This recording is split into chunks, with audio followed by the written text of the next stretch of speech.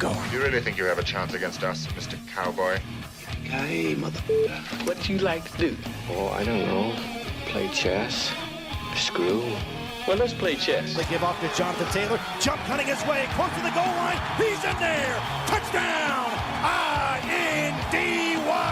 Jonathan Taylor. Wheeler finds Clark from the logo. Here's Halliburton into the front court. Mishandled it, but gets a shot. Hits it. Hits it. John, I have never been better to be on the air with you here in Indianapolis, a place where so many of my dreams have come true. The Ride with JMV on 93.5 and 107.5. The Fan. All right, everybody, here's the situation. Carroll Stadium. We are getting set for the Indy 11 and Miami FC. And the knowledge I may not be able to so easily drop upon you right now, my good man Joe Gentry to my left will join us because he knows absolutely everything. He is like he's like a mini Greg Rakestraw. Like Greg Rakestraw knows all, and he's back with us. He's got the match later on tonight, but also will join us to further explain in the 5 o'clock hour. Joe will be here pivotally throughout the course of this show to explain it. If you remember, the U.S. Open Cup was last year. It's kind of like, for example, if AAA, if the Indians were taking on, Pittsburgh or taking on a major league team, you get those opportunities to move up. And a year ago, the Indy 11, they beat Atlanta from the MLS and then ultimately bowed out of the gig on the road at Sporting KC a year ago. So Miami FC is equal to the Indy 11, but further explanation coming up. We'll start that with Joe Gentry coming up in just a minute, so hang tight for that. Boilermakers get a player, a point guard from overseas, and I can always tell by the level of giddiness from our executive producer, and I'm sure back at the studio right now, James can attest to this, the giddiness of our executive producer, Todd Meyer, regarding, and again, there's no relation, I don't think, here. Hey, is Omar Meyer and Todd Meyer, are they related, James? Are they brothers? I would doubt that. No, I don't think so, but I know the giddiness, and I can tell, and I'm sure James can tell as well back there, with Purdue bringing in somebody to be a part of this group. Once again, we'll explain that a little bit further, but that is a good get. The transfer portal continues to flow. We talked yesterday about IU, what they landed as far as a guard is concerned. I will say this. Normally, in a world of IU fans where they completely lose their mind, can you imagine? And somebody should do this, like drop me in the transfer portal and then give me a little bit of background subject. To say, hey, there's this guard named John Michael Vincent who was out there, and, he can stroke it from deep, and this has been an issue for IU's teams over the past, certainly history here, not being able to shoot it, and he can shoot it at a, 45% clip from three. Just act like that I was in the transfer portal, and then normally, like, IU fans would go crazy. Hey, who's this John Michael Vincent guy, man? He's supposed to be really good. I think he played at Altogether Nothing State, and he was a guy that put up 15 a game, shot at 45% from distance, couldn't guard a chair, but normally IU fans would kind of go crazy over anybody. I will say this. IU fans, I think this year are a little bit more dialed back, and I don't know if that's because this has been a slow-moving process for Darren DeVries so far, their new head coach. It's been a slow-moving process, yet a process that is in the fashion in which he wants to handle it. And that's what is different from a year ago. A year ago, it was like, just throwing money everywhere. Ballo and Price and Carlisle, all names that we all know. I can't imagine a lot of you have really known too many of the names so far. Maybe if you're really deeply rooted in college basketball.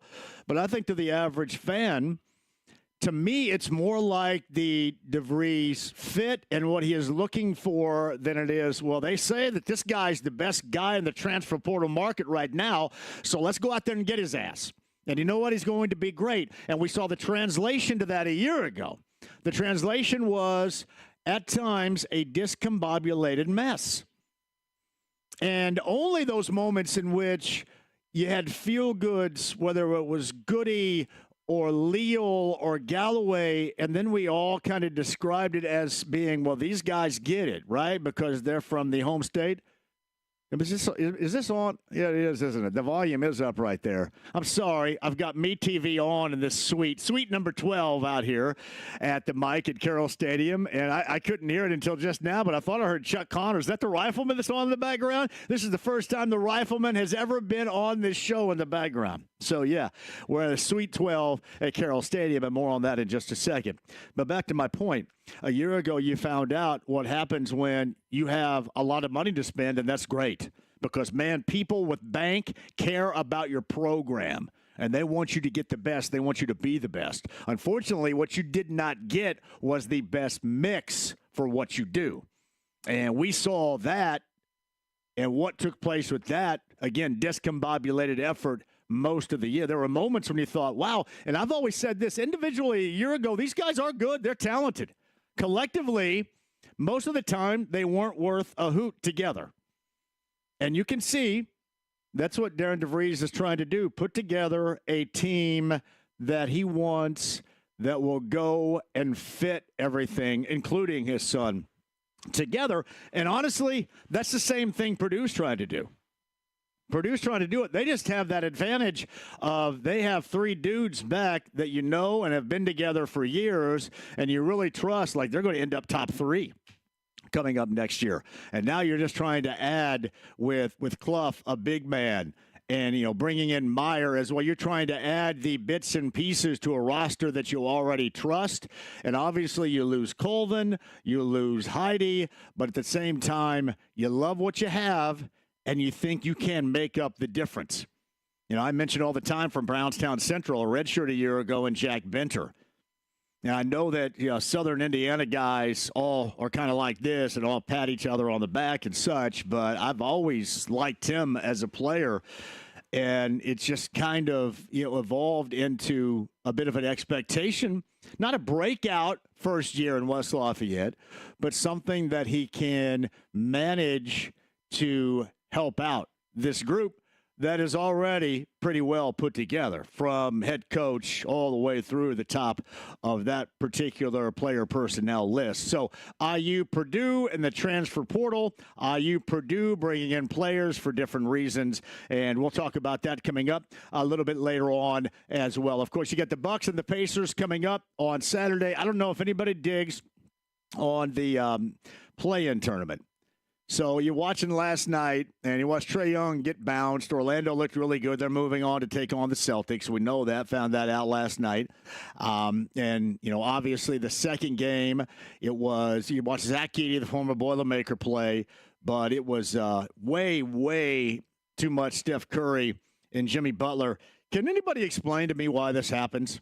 And maybe it happens during the regular season, and maybe we don't pay attention too much, because honestly, if he is not in the moment with you, he's an incredible detriment and a huge pain in the ass.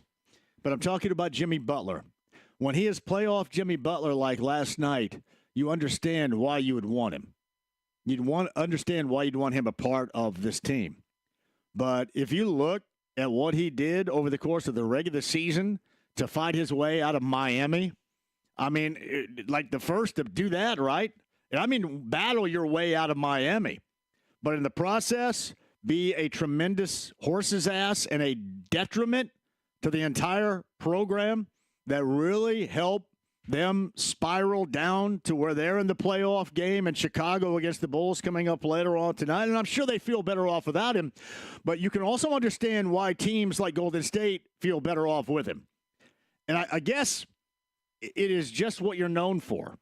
It's your reputation. But why is it you get in to the stinking postseason, and this guy is one endless trip to the free throw line? I cannot be the only one that is driven nuts by that. Just an endless trip to the free throw line. And I know that he's a physical player, and I know that he's looking for the contact, but I thought that the NBA spent the entirety of the regular season not falling for what Mike Wells would like to reference as the banana in the tailpipe. not sending everybody with the least amount of contact, most of which is incredibly exaggerated, not giving them the benefit. I thought last night, really on both sides, and you can make an argument that Golden State had the worst whistle. But those three guys last night were all over the place. If you watched that game out in San Francisco, all over the place. I thought Memphis got some good treatment.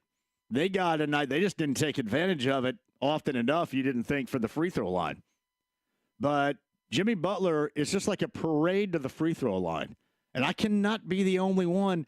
There are a lot of things that I love about basketball. You know that I love basketball. That is at the bottom of the stinking list of things I love about basketball is watching this guy endlessly go to the free throw line for really light contact. I mean, it's one thing if you get fouled going to the basket, but if you go to the basket, put your shoulder down and plow into somebody that's sliding defensively and you get that whistle, that is complete BS. And if you watched that last night, you saw a hell of a lot of it, and I don't think that's something you missed. You're used to it because we've seen it around here with his presence in the Eastern Conference before. But if you watched it and you didn't have to root for anybody last night, you saw a great deal of it once again. Golden State a winner. They advance now to the postseason. They get the Houston Rockets in the Western Conference. All right, Bucks and Pacers, that is one of my concerns coming up on Saturday. Speaking of endless trips to the free throw line, here's hoping that whichever group, whatever short straw the Pacers and the Bucks draw for that 1 o'clock start on Saturday from the NBA and its officiating crew, I'm sure it's going to be Zach Zarba or some dork like that that's going to come in and just be an endless 1 o'clock whistle. Listen, Giannis doesn't need the help. He doesn't need the benefit of the whistle. And again, I get it. If there are actual fouls, I understand it. But creating the just aimlessly driving into somebody to create contact and get a foul is lame. And I liked the whistle this year. And oftentimes that whistle didn't benefit the Pacers, if you remember. There are a lot of times I like it, and you can always tell when things change because it's even more exaggerated for the players now than it was when they were getting the calls. But when they were getting the calls, they would argue because they want more calls. But it was even more pronounced this past year in the regular season, and you can really tell at the start of the regular season that they weren't used to the fact that they were going to drive and somebody was going to lay a finger on them and they weren't going to get a whistle. Like everybody was complaining about it. I wasn't, though, because I get sick and tired of these boring-ass trips constantly to the free throw line for really nothing. For nothing. 4-0. I mean, anybody out there, it does not take a basketball whiz to dribble into somebody's chest to create contact. Hopefully, we see more of the regular season whistle than we saw at times last night because it was really odd. Man, I hope the NBA, I hope they don't screw this up. I don't want to sit and rail. Yeah, I do, honestly. I do want to sit and rail on the officials. I take that back. I don't hope they do it, but if they do, I think I'm prepared. I'm ready to rail on the officials. If that is going to be the case coming up on Saturday, I don't want to see Giannis go to the free throw line constantly. Not only do I not want to see that, but obviously that could lead to a bad situation for the Pacers. Speaking of which, we'll talk that up at 239-1070. I do want to get your thoughts rest of the week on the Bucks and the Pacers round number one. It's funny, as I mentioned yesterday, it does seem more like nationally the whole effect of that series comes down to what you have seen in the standings. It's like, well, they're the 4 seed and they're going to go ahead and advance. Unless you're two dudes like on the FanDuel thing, who was that Chandler Parsons and Lou Williams. Seriously. Lou Williams says, I'm going to go ahead and go with the Bucks in 6, but I'll be honest, I'm not going to lie to you. I haven't watched the Pacers play this year. There's some solid analyst work. On one hand, you go, why in the hell would I spend 1 second with that? On the other hand, I almost admire the fact that he's not trying to trick anybody. He just doesn't know what the hell he's talking about. So either you watch it and you enjoy it. I mean, there's going to be no wordplay to try to get over on you. He's just going to tell you straight out, I have no idea. about this team. I have no idea. The one thing I know is that one team has Giannis and the other one doesn't. And the other team I haven't watched hardly at all. I would gather you probably hadn't watched a great deal in Milwaukee. Well, that was funny. I think that came on Monday, I believe. FanDuel's got this thing. You see the ads all over the place as well. A couple of former NBA players doing that. We could talk about that first-round series with the Bucks and get your thoughts on it at 239-1070 as well. Bottom of this hour, it is Matt Miller of ESPN is going to join us. A little NFL draft conversation regarding the Colts. And I'm going to ask somebody on the national level. We've talked about this locally. Nationally, whether or not at 14 – if the Colts would consider a Sanders slide and a selection of quarterback. I know it sounds nuts, doesn't it? Sounds crazy. Like, I'm kind of caught between, are we actually looking at a new formatted, a new logical approach from Chris Ballard and company? Or at some point, will they revert back to what we know? And I'll give you a piece of info. You look at what they've done defensively and what they did in free agency. That is outside of what has historically been the protocol for the Colts and Chris Ballard. So that is a little bit different. So do you continue being a little bit different? Like, I think being a little bit different means you go after the obvious need or you go up and get the obvious need if you need to. And Tyler Warren at the tight end position, if that's who your tight end is. Maybe it's Loveland, maybe it's Warren. But I think that if you really are new and you recognize the huge hole, the gap you have in your roster, that's what you do. But would you even push that even further with a flyer on a quarterback, given you have – I mean, right now we're having a tug of war as far as being critical or patting on the back between Daniel Jones and Anthony Richardson. Can you imagine down the road what a tremendous waste of time this is all going to be for us? We are completely wasting our breath. Yes, seriously, we're having a debate over Daniel Jones and Anthony Richardson. These guys. One of these days we're going to look back and go, man, we could have occupied our time much better. But again, I don't want you to do that. I want you to stay right here. So don't occupy your time much better. Stay with me, somebody you don't like, somebody you can't stand, somebody you think is wrong all the time. And we'll continue to talk about two really bad quarterbacks fighting for the opening week gig with the Colts. But just for the sake of the argument, I do and am curious whether or not the Colts might look quarterback directionally if there is a slide right there. Matt Miller, bottom of the hour, is going to join us. Joe, come over here for a minute. Carroll Stadium, also known as the Mike, Indy 11 later on tonight, Miami FC. Joe Gentry is off camera. You remember Joe Gentry for such a long time with Butler Athletics. He's with the Indy 11 now, and he joins us. Hello, Joe. Great to see you. I think the last time I was on your show was the national championship game, Duke Butler, 2010. No. You weren't hosting because I'm guessing you were with your family on spring break. So I talked to Mark Boyle. You did? I did. Wow. Can we go to the archives with that, James? No, yeah, probably not. That's Mark Boyle. Yes. You sure that was me? I never miss anything. No, you're on spring break.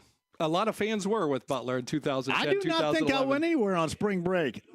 There is no way. John Griffin's, I don't think. Was I sick? We'll have James look it up during the break. Did I have a limb that was dangling? There's zero way I'd miss a situation like that. Wow. That was a big moment for me, and you weren't there, but that's okay. I got to believe you. All right, this is a big moment, too. Did I explain it accurately? What's on the line beginning tonight? You did, and I was going to tie into the fans. You talked about your NIL deal, right? Yeah. The beauty of the U.S. Open Cup is you could be somebody like you. You get guys from Bargersville. Cool. Amateur team. So there's a team in San Francisco called the Burrito Boys. The Burrito Boys. They're sponsored by a burrito shop in San Francisco. Amateur team. They won 2 rounds. Tonight they're playing against pros. If they win, they keep climbing the ladder. Get another shot. The burrito. Have you seen the Burrito Boys in action here? I have not. They're on later tonight. So after the 11 win here, hopefully, then I can go home and watch that. I will say this. Sometimes I play basketball Wednesday nights at Greenwood Christian. And there's a little indoor soccer field that plays right off to where we play There's a lot of activity going on in this indoor soccer field because the balls constantly slam off the sides because it's a much shorter field right there. But, yeah, I mean, that would be like the Burrito Boys. They could be some of the Burrito Boys. Who knows? It could be. They get recruited. That's cool right there. All right, so what's on the line here tonight? So this is the third round of the U.S. Open Cup. Last year, as you mentioned, the 11 won 4 matches, beat an MLS team, Atlanta.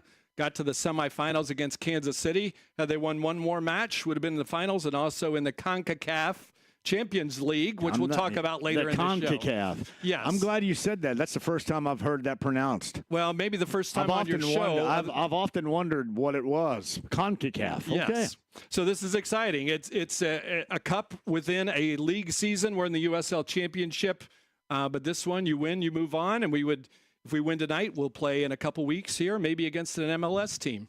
Awesome. Just like last year. You beat one, lost to the other a year ago, correct? Yep. That was exciting. We had Greg Rakestraw calling the action on 107.5 The Fan. You did. You did. He has Brad with him, too?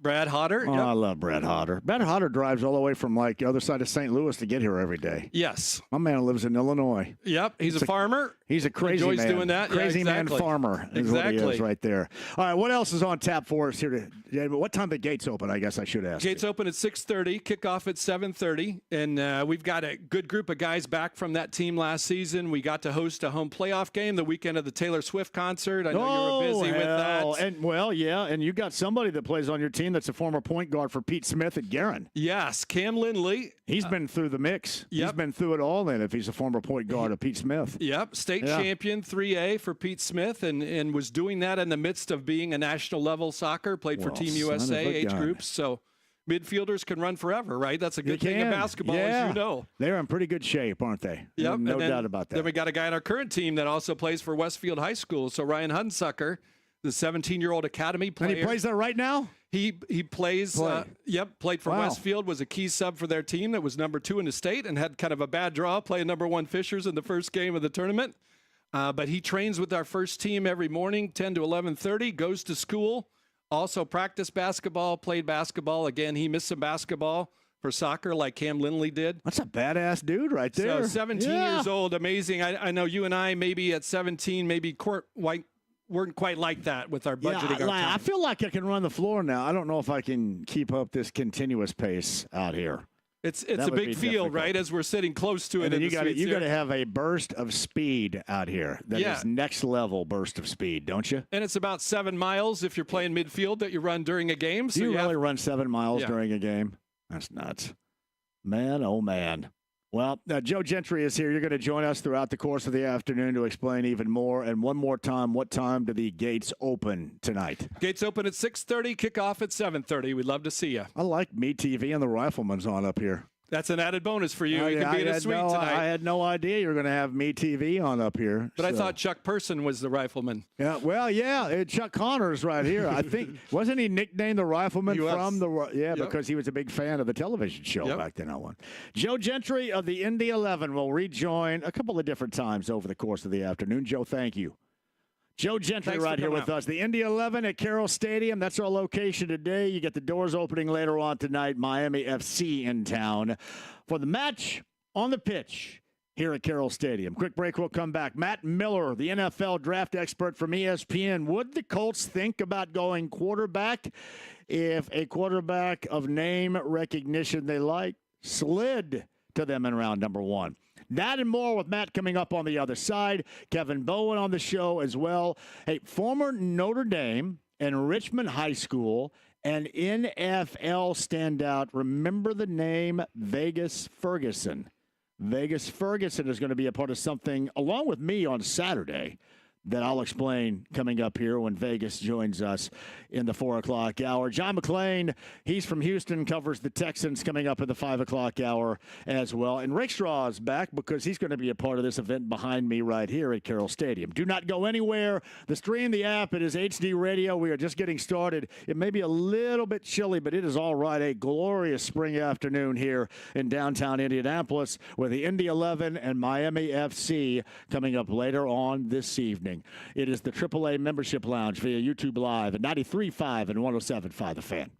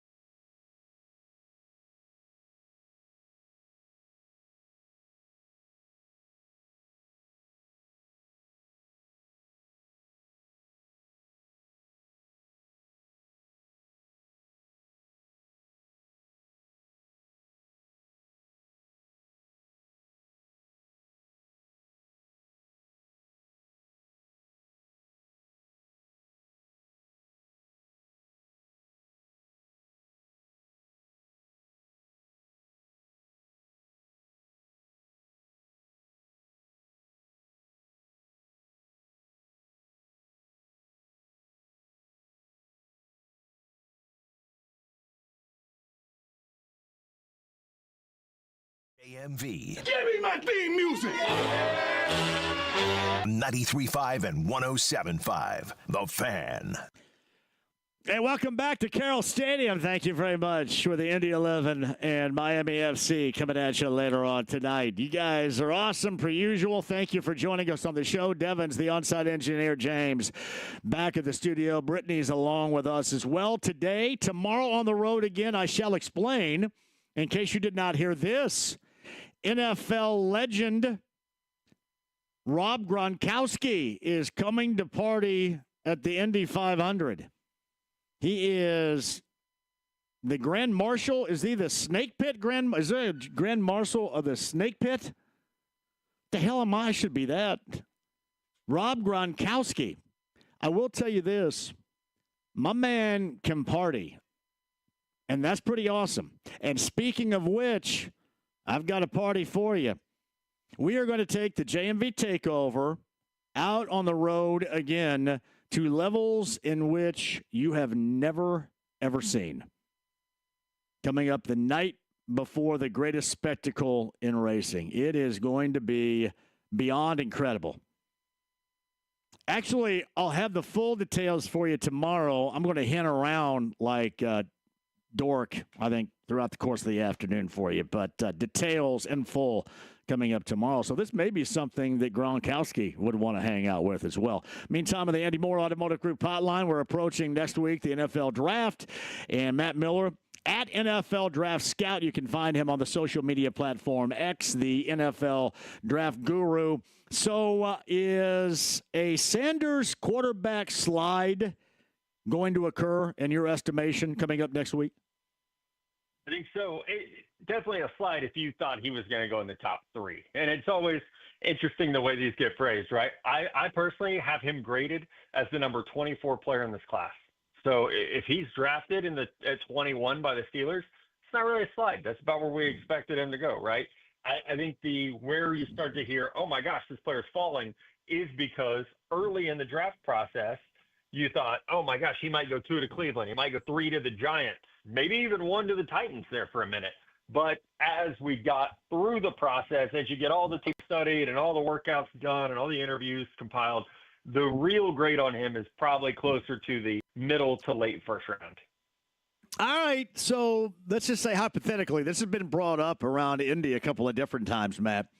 If there's availability there, and you suggest that could absolutely occur, I think the Colts at quarterback, given their situation, this battle between Daniel Jones and Anthony Richardson occurring to be the Week 1 starter in 2025, do you think the Colts would have any interest at that position in round 1? I can't imagine they would, just given what's already tied up.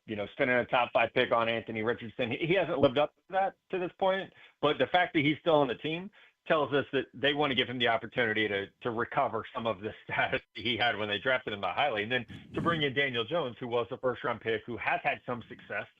I don't know that drafting Shedeur Sanders. Let's look at it this way. When is he going to get reps in practice? There's only so many reps, right?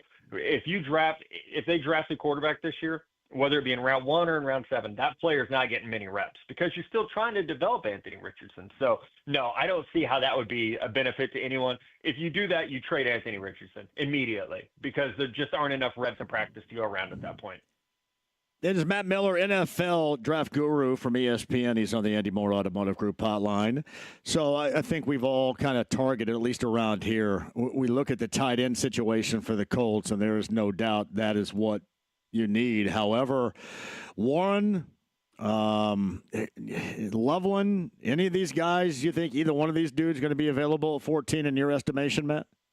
There's a chance, and I'm a big Colston Loveland fan. He's my number 1 tight end. I think there's a chance. You got to hold your breath when the Jets come on the clock at 7. That's when things get interesting because if the Jets take one of them at 7 and Ashton Genty's gone, the Bears could take one at 10. The Cowboys could take one at 12, so you have to get a little bit nervous. But I would feel good right now that it's likely that one of them, Tyler Warren or Colston Loveland, will be there at 14, just based on the team needs that exist ahead of you guys.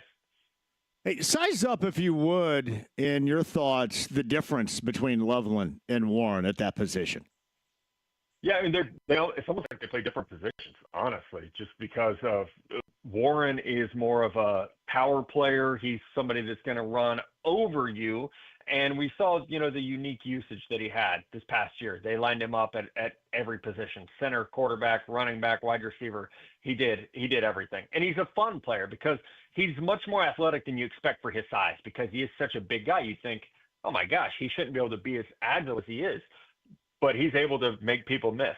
Colston Loveland, I think, is an elite route runner. He can play split out. He can play flex. He can play inline. At Michigan, you have to be able to run block. He's really good at that.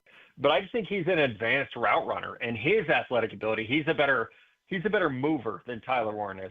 That's going to allow him to get open, I think, earlier, and he's going to not have as much as maybe where you have to be schemed to some degree. I think that's going to be something that really dictates Tyler Warren's early ability is, does he get to a scheme where they're going to get him open? Well, Colston Loveland, I think you can just put him out there, and he's going to find space. All right, well, give me some of your picks as far as what you like. And I guess, Matt, how I'll describe this to you is guys you think can help their teams quicker than others right here. Who do you got in round number one? Who jumps off the page for you? Yeah, I mean, obviously Abdul Carter, but he's going to be a top 3 pick. Yeah, but I do think he's the best player in the draft. Travis Hunter is going to be up there, probably the number 2 pick. He certainly helped the team right away. Once you get past those guys, I look at offensive tackle Kelvin Banks from Michigan. I think he can have a huge impact right out of the gate as a blindside blocker. One great thing about this class is just how good it is at the edge rusher position. Carter's going to go top 3. Jalen Walker is going to go top 10. And then there's a group of guys like Mike Warren from Marshall, Shamar Stewart from Texas A&M, Michael Williams from Georgia, Donovan Ezra-Rocker from Boston College. They're all probably going to go in the top 20 or 25 picks, and they're really talented, unique players that are going to be able to help right away. And we've seen edge rushers have pretty good early success. Travis Hunter is going to translate best at which side of the football at the next level, Matt? I think both. I wouldn't try to limit him, honestly. And I know he's going to have to major at one position and minor in the other, and that's going to be, I think, a conversation dictated by team need more than anything. But I love the idea of just letting him play football. Let him go out there and play. That's what he's done for the past 3 years, and he's done it at an incredibly high level. So I wouldn't try to limit him. Now, which side, if I were him and they said you got to play one position, I would play offense because wide receivers make $40 million a year. Corners make about 25. That's a pretty easy decision for me. I'll take the extra 15 and not have to try to tackle DK Metcalf and Derrick Henry in the AFC North. That sounds like, maybe that's common sense, but that sounds easy to me. It's Matt Miller with us on the Andy Moore Automotive Group hotline. I've asked this before. I don't think I've asked this of you, but there are a lot of incredible athletes going into the NFL every single year. Why do we not see this more? Is he just that stratospherically different than a lot of these athletes we see coming in from college? He's not that different. I mean, I think, guys like Odell Beckham Jr. could have done this easily, but I think it's more so that he was in a situation at Jackson State and then Colorado where he was allowed to do this. They said, hey, we're really bad. Let's get our best player on the field as much as we possibly can. And that's why he was allowed to develop this way. So I think some of it is just the fact that he's been able to do it. It's not that he's necessarily unique in that way. There are certainly other athletes, even in this draft, who probably could have played very well on both sides of the ball. But because the situations that he was put in, I think he was allowed to thrive like this.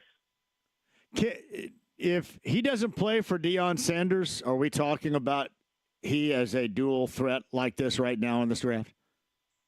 Probably. I do think there are teams that would have done that. I mean, we've seen it over the years. Charles Woodson, Champ Bailey, Jabril Peppers, Miles Jack played some running back and linebacker. So I do think so. And this was known for him when he came out of high school, that he wanted to be seen this way. He went to a high school in Georgia. Had he gone to the Bulldogs, I bet Kirby Smart, looking at how bad that wide receiver room was last year, would have loved to have him play wide receiver and corner. Yeah, Matt Miller of ESPN. He is a draft guru with us on the Andy Moore Automotive Group hotline. So I've talked because it's going to be inside the AFC South here. Translation of Cam Ward here at the next level, which essentially looks like that's going to be the Tennessee Titans selection moving forward under center. How does he look as far as a quarterback going to the NFL with that pick? Yeah, he's talented. I mean, I think he's a lot like Kyler Murray with his movement ability. Yeah, he's bigger than Kyler, obviously, but the way he moves, the arm strength, the arm angles, he's going to need help. This isn't a guy who's going to come in and be able to completely carry a team. I don't think he's Jaden Daniels in that way. I think Tennessee, looking at their roster, they have picked 35 in the second round. That better be a wide receiver because Calvin Ridley is great. He had 140 targets last year. That's not really what you want. Traylon Burks has not come along. They have, a couple good running backs, but they don't have a great running back. They don't have a great tight end. Offensive line's in flux. So I'm not expecting him to set the world on fire. I think he'll be good, but we'll see bumps and bruises. He's going to have to learn to play faster. He's going to have to learn to be a little bit smarter with the football. But you're drafting him for what he can become in the next 3 years, not necessarily what he is today. Yeah, it's Matt Miller of ESPN. He's the NFL draft expert. How excited are you about this draft compared to, let's just go recent history drafts, Matt, that you've been a part of? Yeah, last year was fun. It's going to be hard to beat last year because of the 6 quarterbacks and the 4 wide receivers who were great. Last year was just a blast. This year is more meat and potatoes. If you like offensive linemen, defensive linemen, this is the year for you. So I'm excited about that because I do enjoy those things. But this is a year where, and I think Colts fans will see this too. This is a year where you're trying to build the trenches, even at a position like tight end. It's a good corner class. It's a pretty good safety class, but it's really those front 7 players that are going to dominate this year. Curious, when you evaluated Anthony Richardson coming out of Florida, is this kind of seeing what he has accomplished or lack thereof so far in his situation? Is that what you thought would occur? I wouldn't say that I thought it was going to be this bad, but I wasn't a big believer in him. I will say my scouting report on him was he's the best athlete I've ever seen at quarterback, but he'd only played like 15 games in college. So the thing was, he just needs to play more, and he needs to get somewhere where they have a strong, coach to develop him, a strong veteran that he can learn how to just be a professional behind. And then he had to play because he just needed reps. That didn't happen his rookie year because he got hurt. And so he's really been set back, and then he's been expected to be a leader on a team. I think having someone like Daniel Jones is going to be really good for him just so that he can watch and learn how to be a professional. So you think he can rescue his career coming up this summer, going through training camp and then with this Colts team, or are you apprehensive about suggesting that could occur? He could, because we've seen it with Geno Smith. We've seen it with Baker Mayfield. We've seen it with Sam Darnold. It's possible. It takes a lot of buy-in. And I think step one is admitting that you're part of the problem, right? You have to work harder. You have to be more accountable. You have to be a better leader. You have to be more present. If he's willing to do that, I mean, the sky's the limit on his talent. What's holding him back isn't a lack of arm strength or athleticism. It's a lack of, being mindful and being clocked in, being a professional. So if he can fix that, then absolutely, he can be a great player in this league. Yeah, we love having Matt Miller on, especially before the draft. We're going to get your draft evaluation coming up at the conclusion of it here in 2025 as well. At NFL Draft Scout, you can find him on X and other social media outlets. The pride of Joplin, Missouri, is that true? Are you the pride of Joplin? I don't think so. I'm not even sure I'm the pride of my parents' household. I have 3 brothers. I'm just happy to get to do some radio with you guys and hang out and talk about the draft. So is Brad Pitt from Springfield, Missouri, or Joplin, Missouri? Springfield, which is about an hour down the road. So he's got me beat as far as Southwest Missouri goes. So I can't compete with that. All right. Were you a Missouri State guy back in the day? Missouri Southern. So even smaller than that. Oh, my. What is that? Is that like that's where the Clampetts grew up, right? And then moved to Beverly Hills from Missouri Southern? Pretty close. I think it's where Laura Ingalls Wilder stopped. Yeah. Yeah, I didn't know if maybe part of your family up from the ground came the bubbling crude as well as Jed Clampett back then. No. But I think, No. That's pretty close to the Ozarks, is it not, where you are? It is. Yeah, just the gateway to the Ozarks is what they call it here. It's beautiful, really. It's small, but it's beautiful. Yeah. So. man. Hey, it's always a pleasure. We'll catch up with you after the draft, too, Matt. Thank you. Sounds great. Appreciate you guys. It's Matt Miller of ESPN. We're talking draft right here, live at Carroll Stadium. My man, the Brick Shirt House, Alex, going to quickly join us on the other side because we've got an unveiling coming up in the month of May.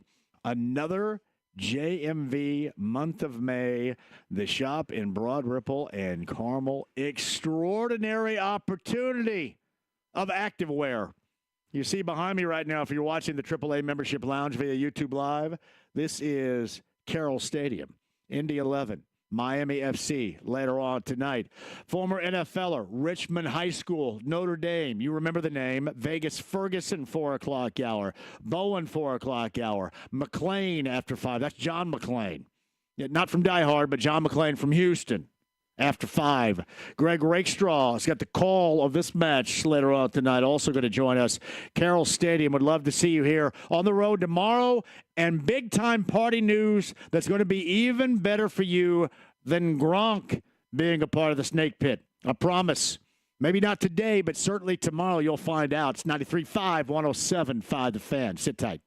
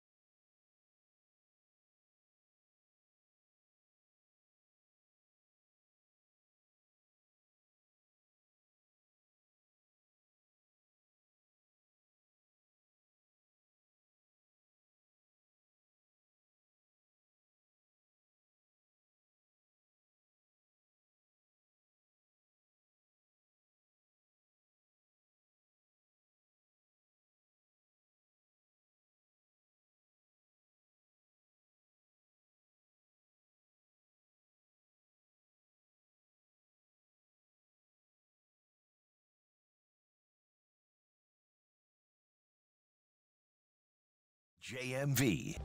It's called Sex Panther by Odeon. It's illegal in 9 countries. It's quite pungent. It stings the nostrils.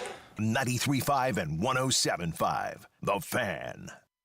All right, so Gronk at the 500 this year. Somebody has asked me, who do you think knows how to party more, you or Gronk? I will say this. I know Gronk's legendary at partying, but I'm pretty damn good. And not only am I pretty damn good, but I spread the wealth of the party, as I will do coming up once again in the month of May.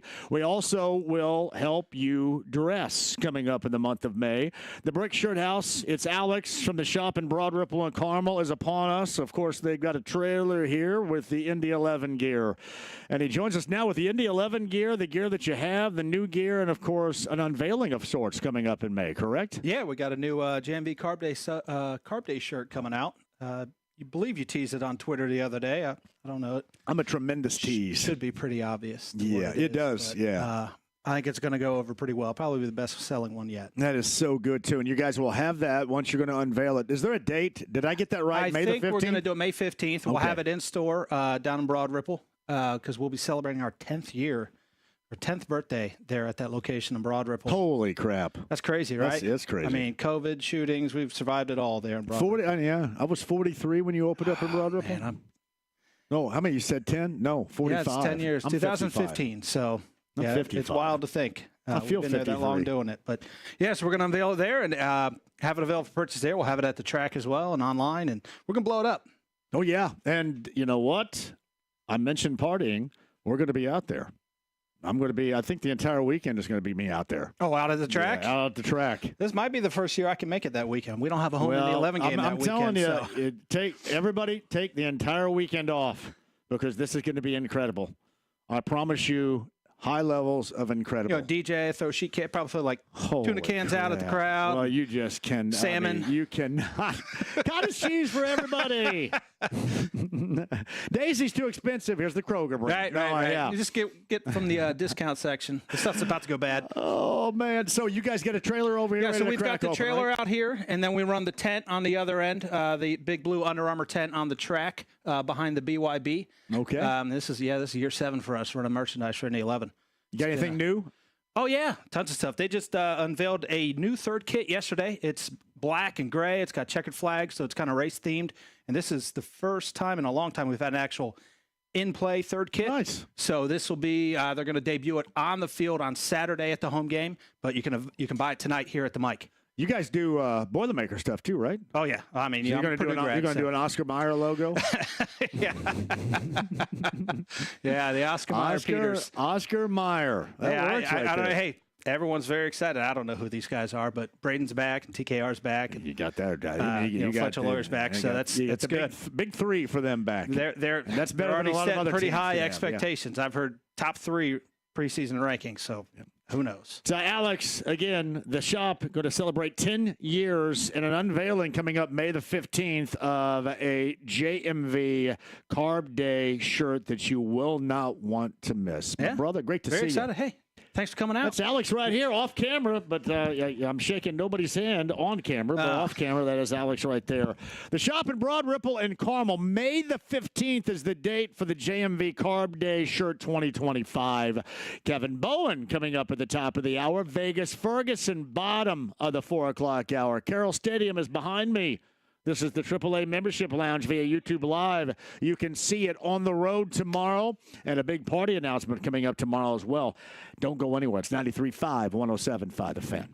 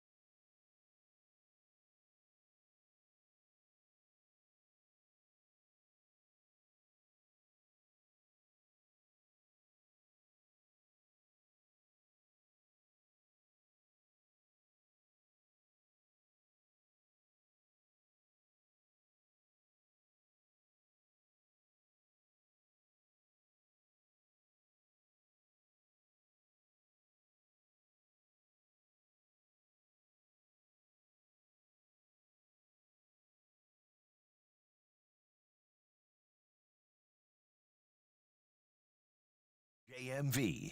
Ahoy, Ploy. 93.5 and 107.5. The Fan. Carroll Stadium, Indy 11, Miami FC later on tonight. Joe Gentry will rejoin a little bit later on to further explain the magnitude of that matchup on the pitch here in downtown Indianapolis.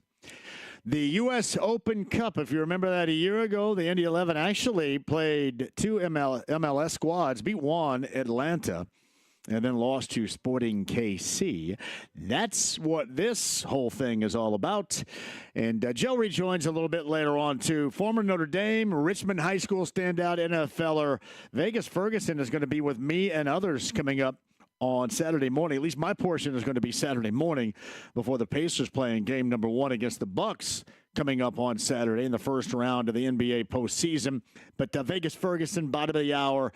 John McClain from Houston, a little background on the Texans' needs, which I think are many, coming up here at 5:30. And Greg Rakestraw at 5, who's got the call of this match later on tonight. So Rob Gronkowski is the Grand Marshal of the 2025 Indy 500 Snake Pit. So Gronkowski, the Snake Pit Grand Marshal, I believe in the past it has been noted how much he has stated he hates it, but he does like to party. So I'd agree, SPT. Snake Pit with Gronk. And on the Andy Moore Automotive Group hotline, I don't know if he parties as hard as Gronk, but he's here with us right now from the morning show, 7 until 10 a.m., along with Jeff Rickard and James Boyd.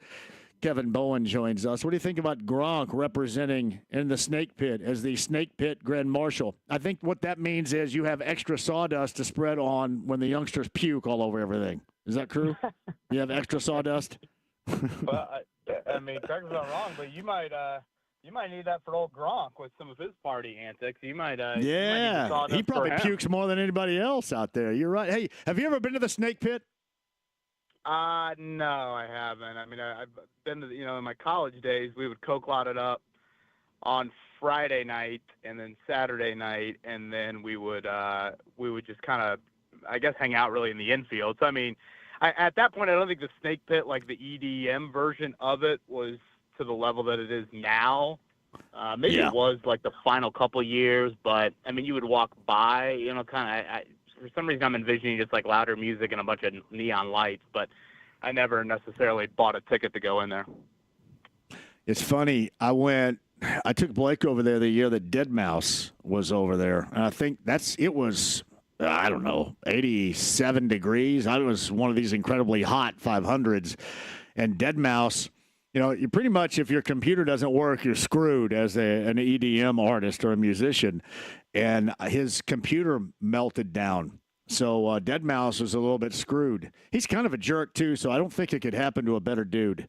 His whole computer system melted down because it was so hot. Well, probably wasn't the only person to be melting, I guess, in that general area there. And you probably were, if you were fresh off of you and Tony Katz, you probably were the most sober person in the history of the sandpit or the. Well, let me tell you, I took Blake over there. We started to walk in, and this girl came out kind of stumbling, and all of a sudden she just barfed right there in front of us. I go, all right. I said, Blake, and Blake was much younger at the time, and I said, yeah, there's the Snake Pit in the nutshell right there. But no, it's going to be fun. I will say this: you don't go out there and party the same way you used to now that you're a father and a husband and a responsible human being? Well, those are all great reasons. I also don't have a fastball anymore, so I think I'd be I'd probably be the one puking at your feet if I saw you and Blake. So. Yeah, we are in the stands, been in the stands for probably the last decade now at this point, which means I'm getting really old. So old me, young me, certainly. And by all means, I mean, I think it's great. I know what you think of Doug Bowles, but I just think it's such a smart idea to have something like that. I know that to some of the old timers, they might think it's absolutely ridiculous, but my sister-in-law, for example, is like probably 8 years younger than me, and she's been an infielder, and now this year she wants to sit with us in the stands. And it's like, if you just get 1 out of 10 of those people to one day say they want to do that, that's all that matters. So it's genius, whoever came up with that idea, and I think it's a great way to attract a younger audience. Well, and we have seen the evolution of the fan. You have an evolution of fan that wants the overall experience now. And there used to be, our parents, our grandparents, they were down with the racing aspect, and that's all they cared about. But this is, you go to the race and you bring, some from fried chicken and your own food in there and your own cooler, and you watch and you leave. But it's a much more broader scope that you have to hit now. And there is no doubt the leadership of Doug Bowles is important to try to make sure that you get done what is necessary to get done to keep everybody coming back. Yeah, evolution of the fan is a great way to put it. I think that's like a perfect way to describe what it is. Kevin Bowen is with us on the Andy Moore Automotive Group hotline. Have you noticed this? Nationally, everybody is on board with the Pacers against the Bucks. That surprises me. Now, locally, we're a little bit more apprehensive or concerned because Giannis is playing at his highest clip of the season, even without Damian Lillard. Do you think that is us overreacting and nitpicking because we watch every single possession? And the fact that nationally they probably don't watch the Pacers and they're just looking at the seeds 4v5? Or is there something else in the mix here? You think there's a reason why there is disparity in the calls between national and local folks about this first-round series? Yeah, I don't know if nationals maybe just like a little, I don't know if fed up with the Bucks is the right way to put it, but just like kind of tired of their song and dance. If you gave me a prediction of the series, I think Pacers in 5, maybe 6. So I guess I'm not really fretting it too much. Obviously Giannis is playing at an extraordinarily high level. I don't think they're others, to put in quotes. I don't know if they're, maybe as ready for the playoff atmosphere, particularly having to win at least one game on the road. I actually thought the Pacers got great experience last year, and I don't trust Kyle Kuzma in a playoff setting. And if he's your second best player, then I don't know how it's going to go for you. And I do think like Milwaukee's weakness is they lack ball handlers right now without Lillard. Well, the Pacers are willing to pick up full court. That could expose some of that. What's the Pacers' weakness? Probably people would say rebounding. Well, Milwaukee's the worst offensive rebounding team in the league. So I just think when you add it up, there are a lot of things that are kind of in the Pacers' favor. Yeah, I don't know, scar tissue-wise here locally, maybe it is a little bit of like you watch this team struggle with bad teams late in the year. I do think it's weird. If you go like to the last probably 3 weeks of regular season, like outside of the Pacers versus Nuggets, there was not one night where like the Pacers were trying to win with their starters and the other team was trying to win with their starters. That's just kind of a weird element to how the schedule panned out, where I feel like Milwaukee had a little bit more of that down the stretch. I don't know if that's going to matter or not, but that is just kind of an odd thing. Hey, Kev, personality-wise, we know that they're no longer what they were basically before December the 9th to start this season. And certainly we like what they were post-All-Star break. And we also remember here most recently how they've looked and played down to competition, although most of the time not at full strength, much like the competition. Who are the Pacers right now in your estimation? Which one of those personalities are they entering this postseason? Yeah, it's a good question. I mean, I feel like there's enough evidence against good competition to where, like, yeah, we think this is a team that deserved to be a top 4 seed, and especially without Lillard, I think should win this series. And frankly, I think it'd be pretty disappointing if they didn't win this series. Like, I think there is, I get that whatever, they were 1-3 in the regular season series with Milwaukee, but I think there's other good evidence against top 4, top 5 teams in both conferences that led me to think that. So I'm trying not to be. I mean, there was a moment in April, John, I don't know if you felt this way, but I was just like, oh, man, I just can't. I mean, I know we have to react and talk about the games, but I just can't, all of a sudden, Ty Jerome and, Craig Porter Jr., whoever else was on that Cavs team the other night, like, I can't overly, like, analyze it when we have 70 other games of evidence, and I'm like, all right, let's just get to the playoffs. Now, there is some. They were still playing for something, though, Kev. They were still playing for something, though. They were still playing for that 4 seed. They were still engaged. They were, or at least they should have been, yeah. Yeah. I mean, obviously, you would like to have seen a higher standard. Largely, you could probably sum up the Pacers as like they play to their competition. I mean, if you really wanted to boil it down to like a really simple way to describe them, which again, it frustrates you, i.e., games like that you just brought up, with that Cleveland game. But then once you get to the playoffs, well, that's a good thing that you play to your competition because obviously the competition is at a higher level. How otherworldly Giannis can be, though, I guess that's probably the first concern. The second non-Giannis concern is how do the Pacers look against the zone? And that is probably one of the more confusing things that I have with this team. It's like, I mean, the Pacers have great, I think, basketball minds, frankly, on their roster. I think they have guys that pass it. I think they have unselfish dudes. I think they have shooters.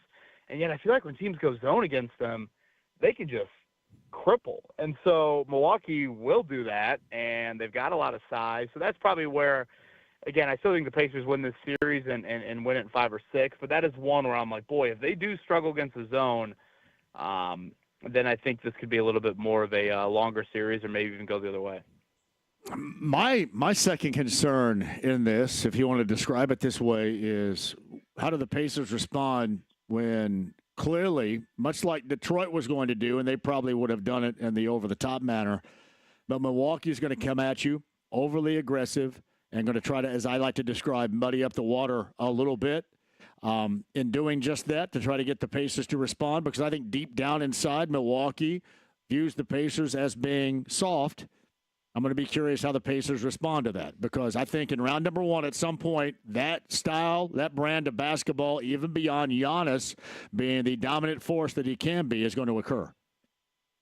Yeah, and obviously Portis is back. And, last year I thought he was, before he got ejected, I thought he was actually pretty good in the series. So, yeah, I mean, personnel-wise, again, like I don't trust Kuzma, but like weirdly Bobby Portis, and then I thought Kevin Porter Jr. The couple games that Pacers played against the Bucks with him, I thought he kind of gave the Pacers some problems. So I know both of those guys are bench guys, but if and when, or I should say, when they do get in the game, if they go to them late, I mean, those are some guys that I think could give the Pacers a little bit of problems. But yeah, I mean, antic-wise, I mean, that has been kind of a big story. I mean, you can go back to the ball gate. You can go back to, Halliburton doing the Dame time celebration in Vegas, all of that. And now, Beverly, even though he's not there any longer, too, and Portis and James Johnson, there's a lot of it. Here's another one, too. I brought this up, and then Denary verified it with me. Gary Trent Jr. off the bench. 19 for 35 for 54% from distance. And I had noticed that. I didn't know that was his percentage, but it seemed like against the Pacers this year, whenever he put up a three, most of the time it went down. Yeah, he has been one that, and he's got some playoff experience. I mean, yeah, he's been another that I feel like, man, when they play, I'm like, does Gary Trent Jr. now do this to all these other teams? So now, again, I still think, John, if we made a list of the top 5 or 6 players in this series, obviously Giannis would be one. I think you'd list Pacers 2, 3, 4, 5, maybe even longer. I mean, maybe I should probably stop there, but Halliburton, Siakam, Turner. I think you make a case of how Nesmith has played lately.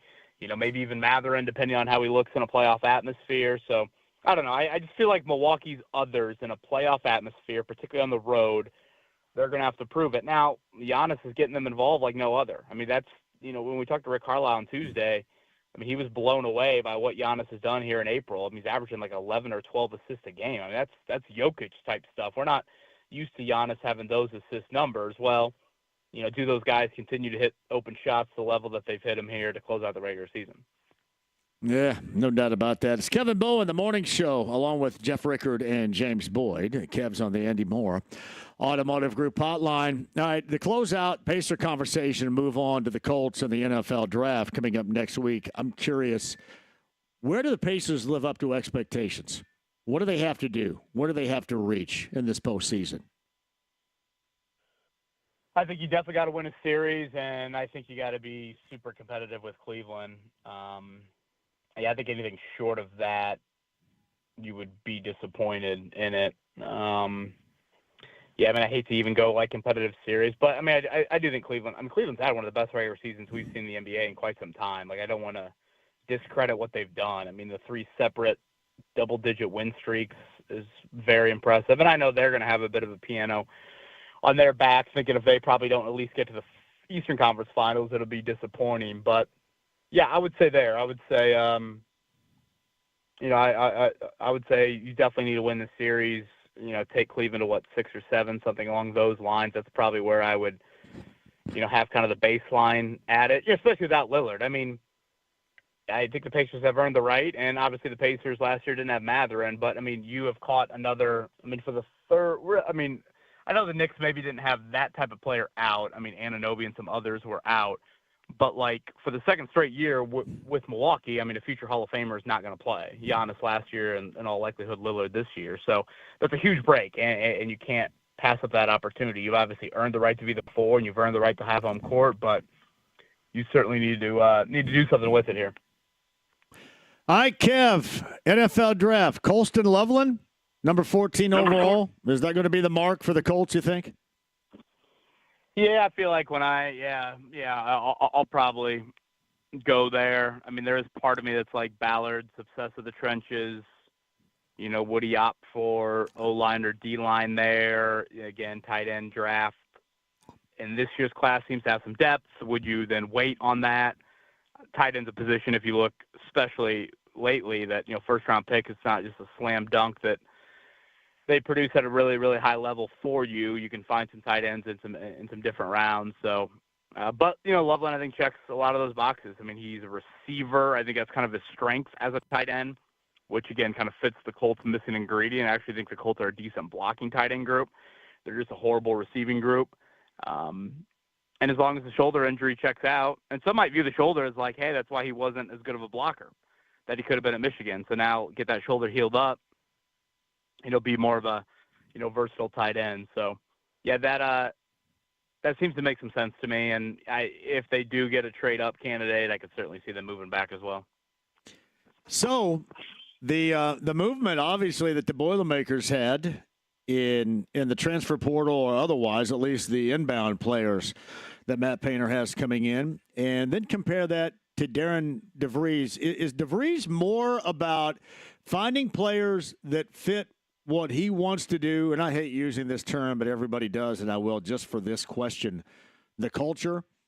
Because we saw what happened a year ago when he just dropped a lot of cash on these highly name-recognizable dudes and how that did not work for Mike Woodson a year ago. Is it more about that or more about maybe the transfer portal drying up for them a little bit and you have to bring some bodies in? What do you think for first-year head coach Darren DeVries in Bloomington?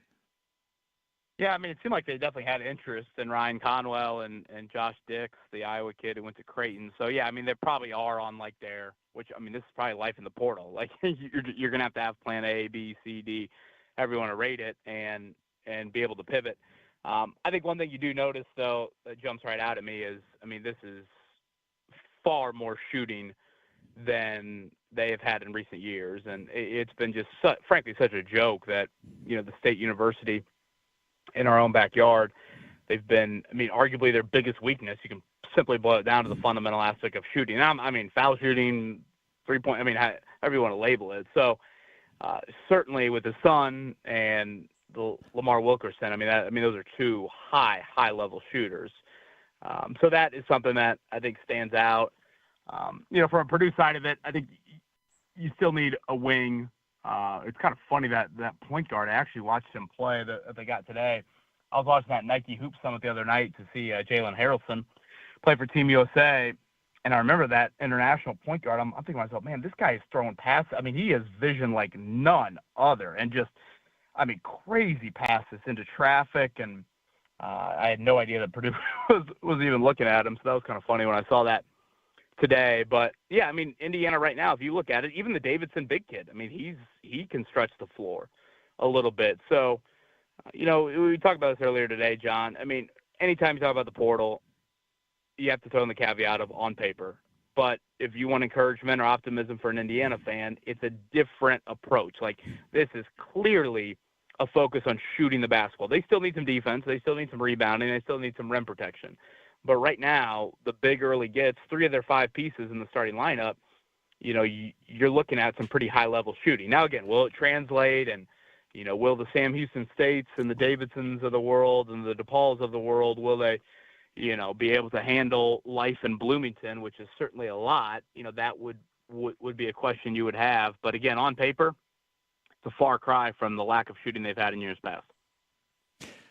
Yeah. Hey, you think Braden Smith got offered a lot more money by a school or two than what he was going to ultimately get at Purdue at all? Or do you think Purdue came up with something equal to, and obviously the comfort of being there and being a part of that program still for another year overwhelmed? What do you think?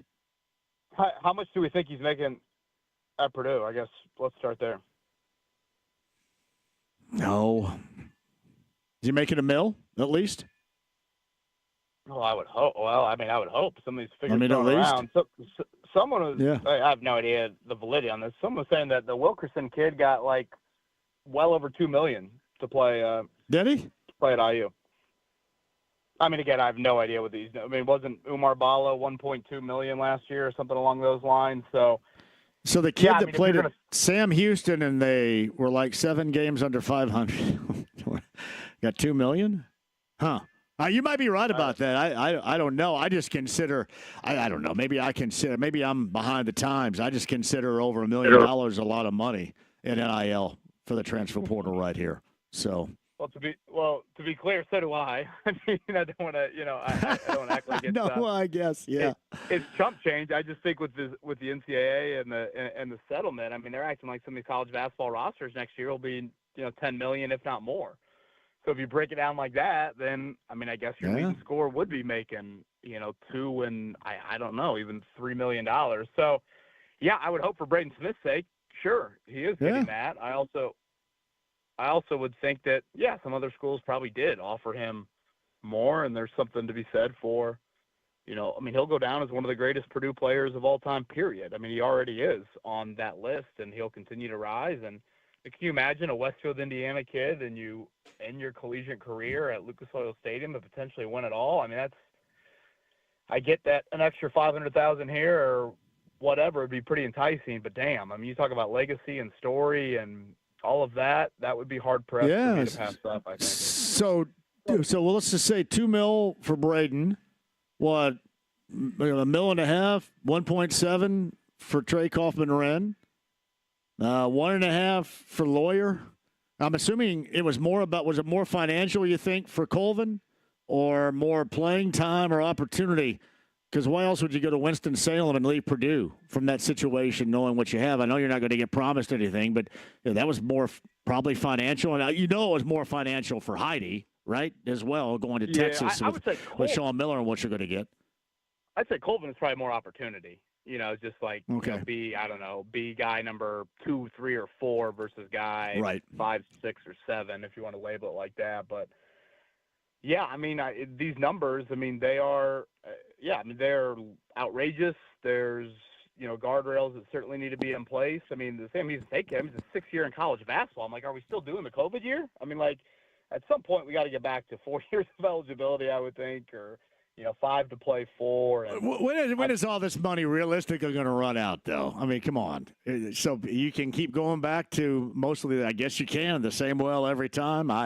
Listen, I will say this in closing, and I've got to run here, Kev, but the one thing that we have realized is what?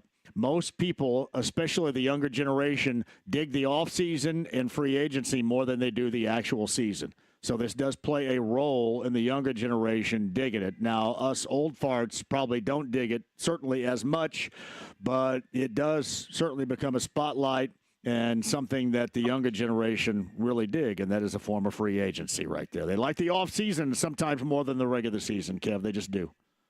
No, I think that's very well said. All right, brother.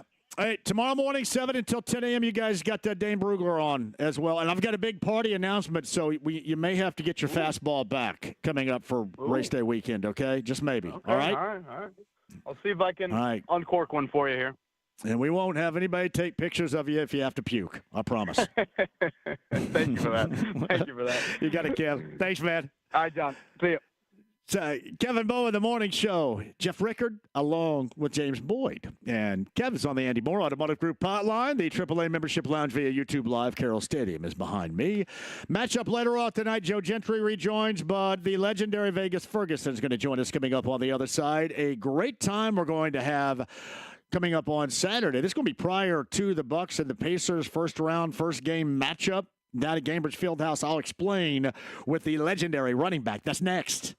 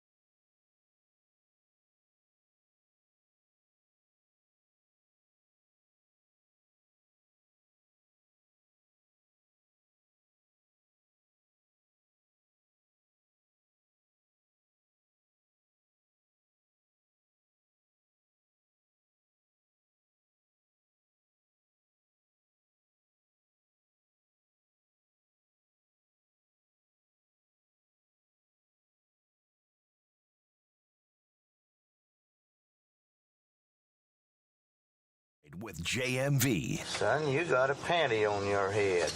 Just drive fast, okay? 93.5 and 107.5. The Fan. Carroll Stadium with the Indy 11 later on tonight. Miami FC, the U.S. Open Cup. You remember a year ago, actually the Indy 11 got a win over MLS Atlanta and then lost in this event at Sporting KC, yet another MLS squad. So it's kind of when you're a AAA and you get a matchup against the major league team, it's kind of cool. And that quest begins later on tonight with a squad that they beat about a month ago down in South Florida, Miami FC. Joe Gentry rejoins us in a bit. We'll talk about that. John McClain from Houston, AFC South, NFL Draft, in particular the Texans, and Greg Rakestraw at the top of the hour. But on the Andy Moore Automotive Group hotline from 11 a.m. until 3 o'clock, that's on Saturday. It's a benefit. It's an awesome fundraiser. We've talked about this with Billy Shepard and others as well.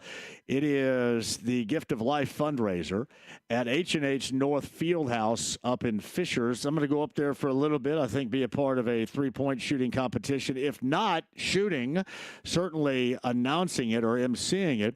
And there's going to be a long list of a who's who of athletes, both present and former, including we got Braylon Mullins. You got who else? Mark Zachary, I think, is going to be a part of this as well.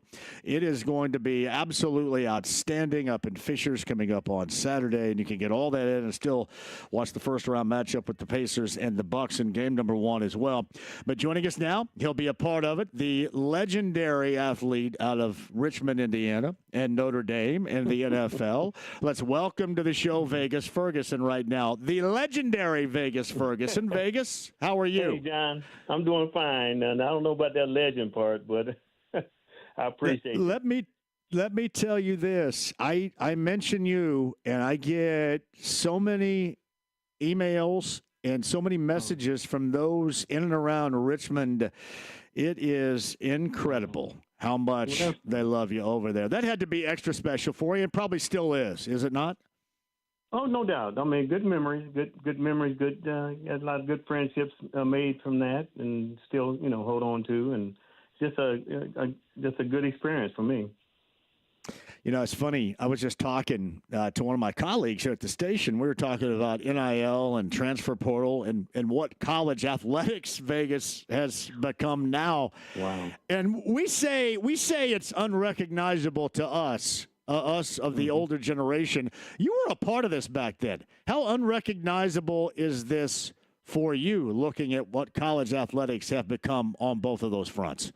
Just totally unbelievable what's happening with that, with the changes, with the money being involved, and it's really taken away from it. I think the game. There's no loyalty to a school, to a program anymore. It's about what you're going to get paid. I think that's sad. It saddens me to see that. Although the guys probably deserve it, but I'm just saying it could have been done in a different way, I think. Yeah, and when they first went to name, image, likeness, and I'm sure you look back at your time at Notre Dame, for example, in the 70s, and you could have been all over the place with your name, image, and likeness. I don't know. You were there. I don't know if anybody want to pay me give me no money. I'm going to tell you what. Listen, you're not only Vegas, you were a badass athlete, but you have one of the best names of all time. That is one of the best names of all time. Well, I appreciate that. Again, it takes others to made me who I was. You know what I'm saying? So there's other people involved, and especially in the team sport. And I've always thought that way, and never thought that it was just me. You know what I'm saying? So I never really. Took credit for all that because you had to have people, coaches, players, parents, just the whole thing, and so that's why I think we're missing out here. This ULL thing, it's just not one person out there, doing it, making a team win and all that. I think it takes a team. When you're playing a team sport, it takes everybody. And I'm just like I said. Those other guys getting just as much money? No, and that's what saddens me again about this thing. I would assume, and you can play off of this, and Vegas Ferguson is on the Andy Moore Automotive Group hotline, that the thing you would have struggled with this idea and this culture the way that it is right now is the lack of loyalty. Is that true? No doubt about it. And yeah, no doubt about it. And I think, because, again, you don't make your own, there's others that help you get to where you got to. Without the guys that along the way that helped me, the linemen, the coaches, you wouldn't know Vegas Ferguson, and so again, I go back to it's a team game. You just don't win it on your own, and you just don't come noted, on your own. Other people. Every time I go back to a reunion, 77 national championship reunion, I always hug my linemen. I always say, thank you guys for, what you did for me. You know what I'm saying? And every opportunity I get, I go, I tell people, it was a team game, and, one for my, people around me that made me, successful as I was. And so I never forget that. And I in this day and age, it's more individuality. How can I get noted and how much money can I make? And it's all about self more so than team. So. Vegas Ferguson joins us. National champion, you mentioned in 1977, Vegas. I should have done that. No, I'm glad you did, because it's like Notre Dame, the excitement is always there, don't get me wrong, in that football program, but certainly escalated after last year. What do you think about the direction of this program, where it is and where it's going right now, comparing to what you did know it and you were a part of it back in the late 70s? I think more so, I think even now, academic standards are the most important thing at Notre Dame. They uphold that, and they're not going to bring a player in that doesn't meet those standards. And again, other teams can bring guys that aren't at that level or require that.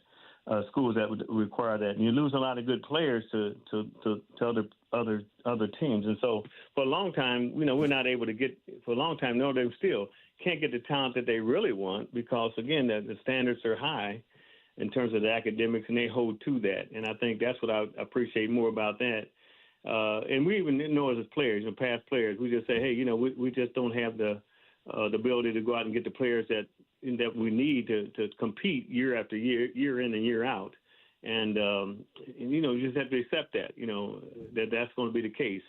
But the guys play, the guys that they do get are quality guys, and can play.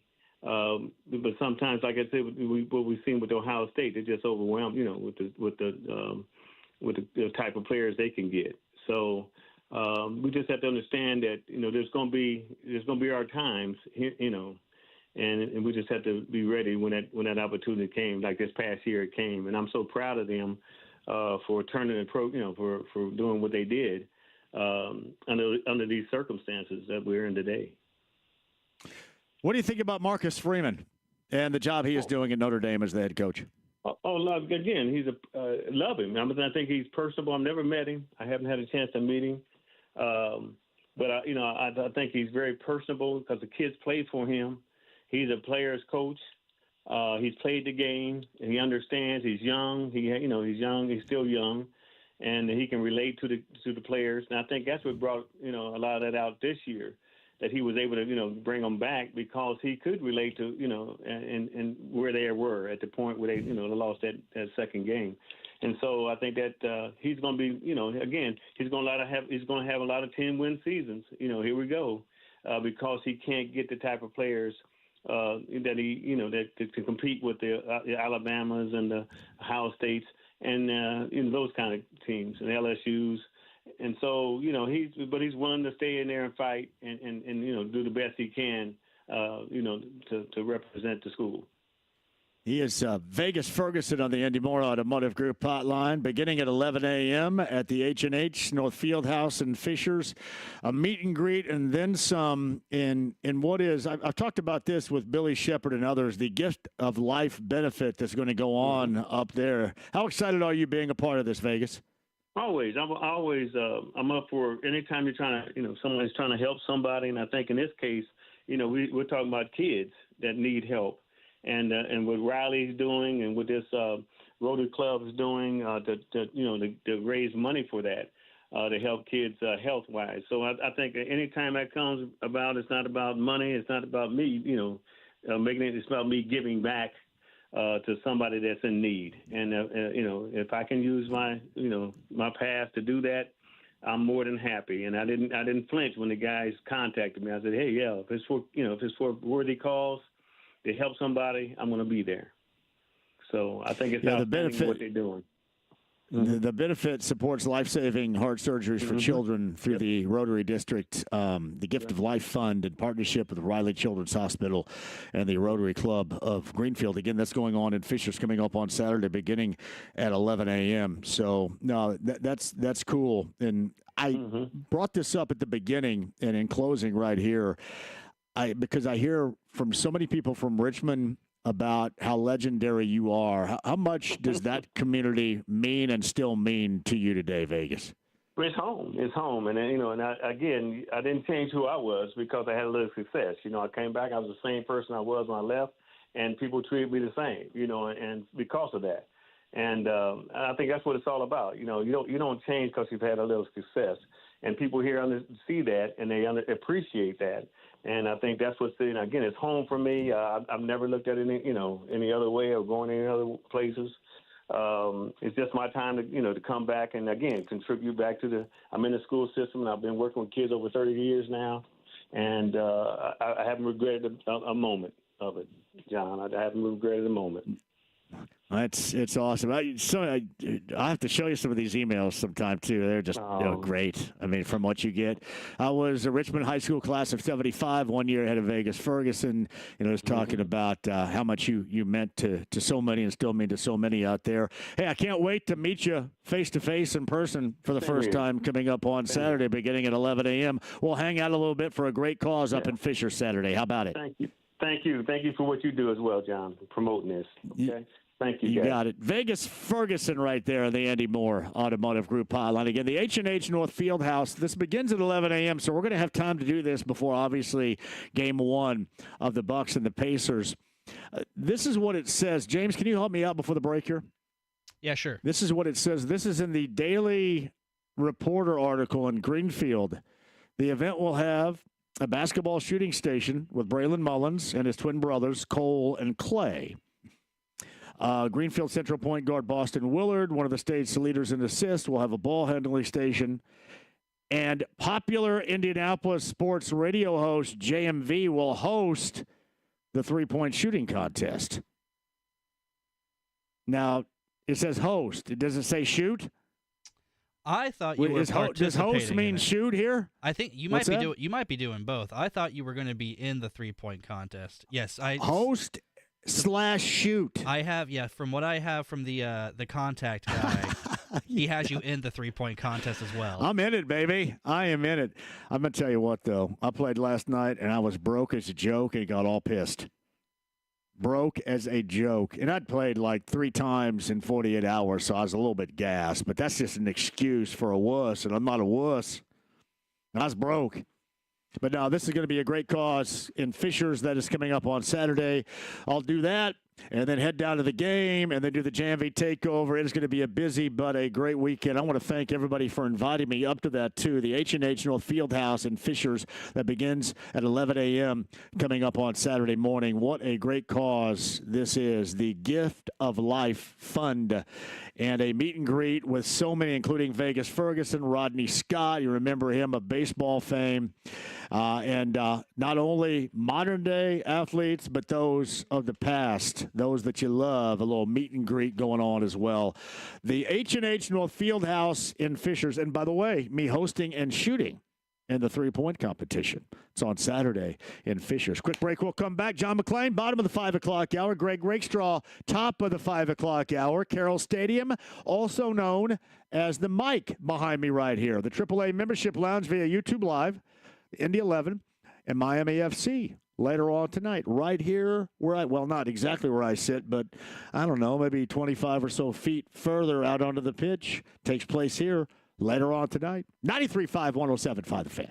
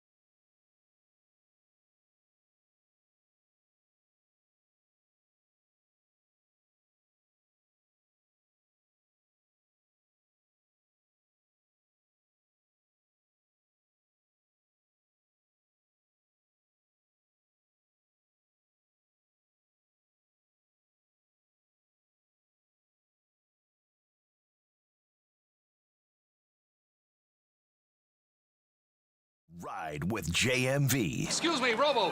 Any special message for all the kids watching at home?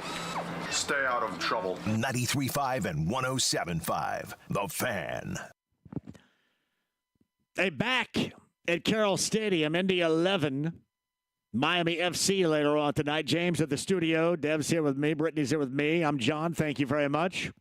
We've got the one flap down bib overall look that I absolutely love right there.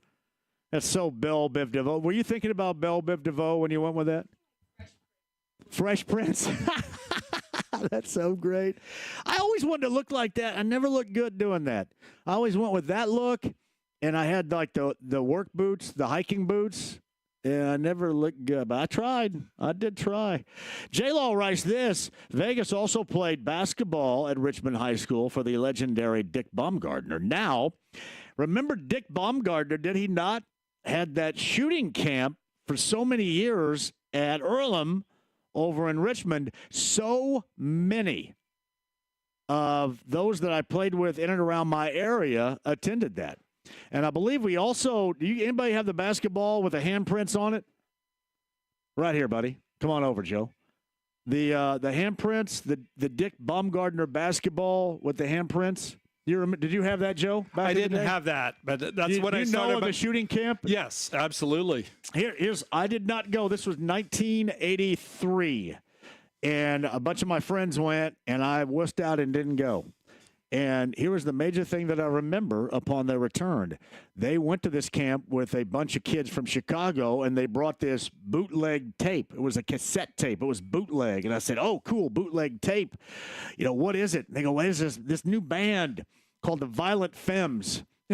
And we put it in, and I thought, well, this is like the worst sounding crap I've ever heard in my life. What is this? Now I love the Violent Femmes, but back then I thought, man, I don't know about this sound. It was really weird, and it sounded like they just taped it in somebody's garage like an hour before, but it was a bootleg tape of the Violent Femmes that my friends got from Chicago kids at the Dick Baumgardner shooting camp back in 1983. So I worked in Richmond, Indiana. You did? Did news coming out of Butler. Did the state finals. Woody Austin, Richmond. Right on. Purple Rain, Bill Green, third year of that. So when you started out with Dick Baumgardner, I didn't think you were going Violent Femmes on No, me. I make that transition because I remember absolutely everything. And that was one thing that I remember. But also the basketball, the Dick Baumgardner basketball that had the handprints on it. And everybody had to have the same thing. But that was a shooting camp that everybody attended back in the day. So you overcame not going to that camp to be the player you are today. I wimped out on going. I never went to a Bob Knight basketball camp, which was basically 20 minutes away from where I lived. There was one camp that I always will remember. And I know we have to hit a break here, James. But it was Charlie Lau, the late hitting instructor. Was going to be at George Brett's camp in Braggadocio, Missouri, which is basically in the very tip, if you will, of Missouri. And he was having a hitting camp there. And I couldn't hit a lick. And I saw Charlie Lau help out Matthew Broderick in the return, Max Dugan Returns, that film in 1982 or 83. And I thought, man, if he can help out Broderick, he can help me to hit. And I was all set to go. I found it in the back of a baseball magazine, and I wimped out at the last minute, didn't go. And George Brett's one of my favorite all-time players. He was there, and Charlie Lau was the hitting instructor who helped George Brett become the hitter in Major League Baseball that he became. How about that? Wow. I'll tell you what, you sit tight. Greg's going to join us on the other side. We'll all three converse about the Indy 11 and away from Charlie Lau and George Brett and hitting camps and the Violent Femmes and more. Here at Carroll Stadium here, the Indy 11, 5 o'clock hour. You will not want to miss it. All that coming up in a location show tomorrow and a big month of May, even bigger than what we thought. Also news on that coming up. 93.5, 107.5, The Fan.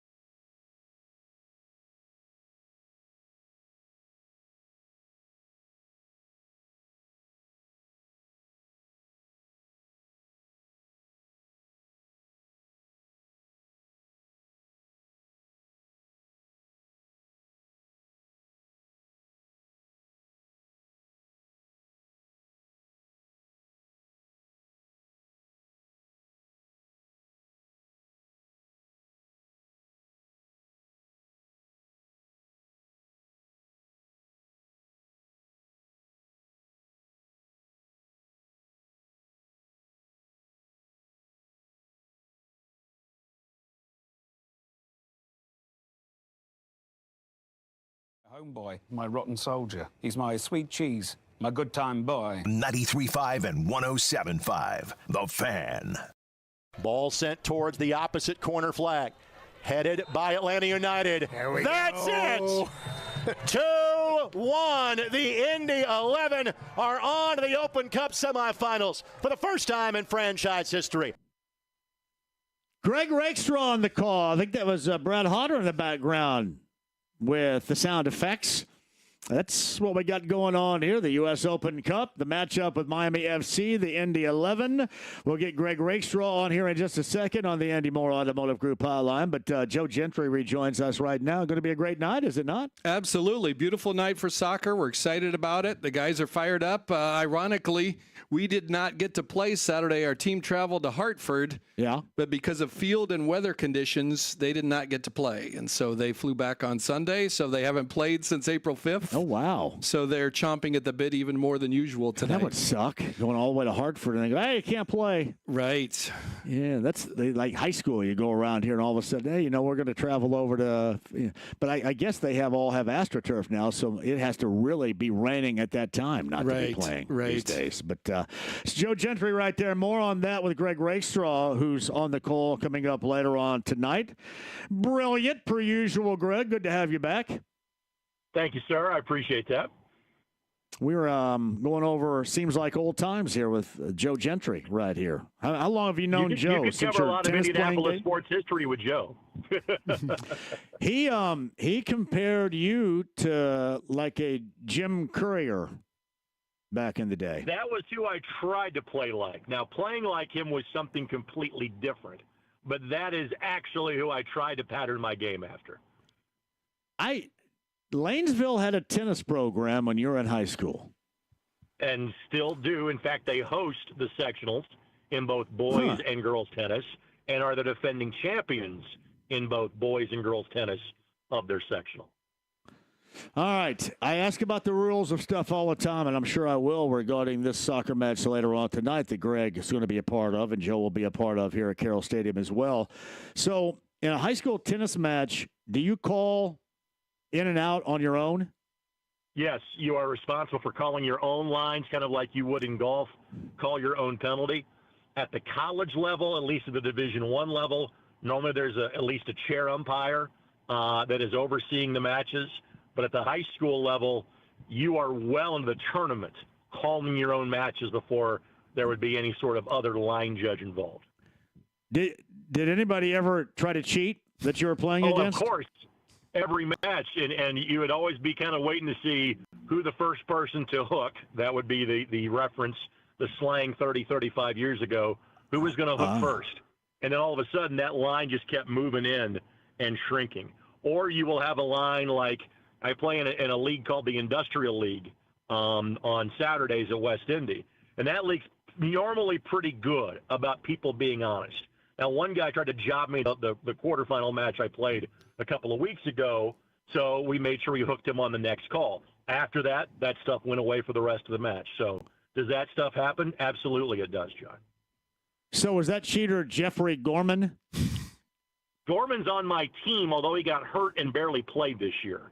So he did not meet the minimum number of matches required to play to be playoff eligible.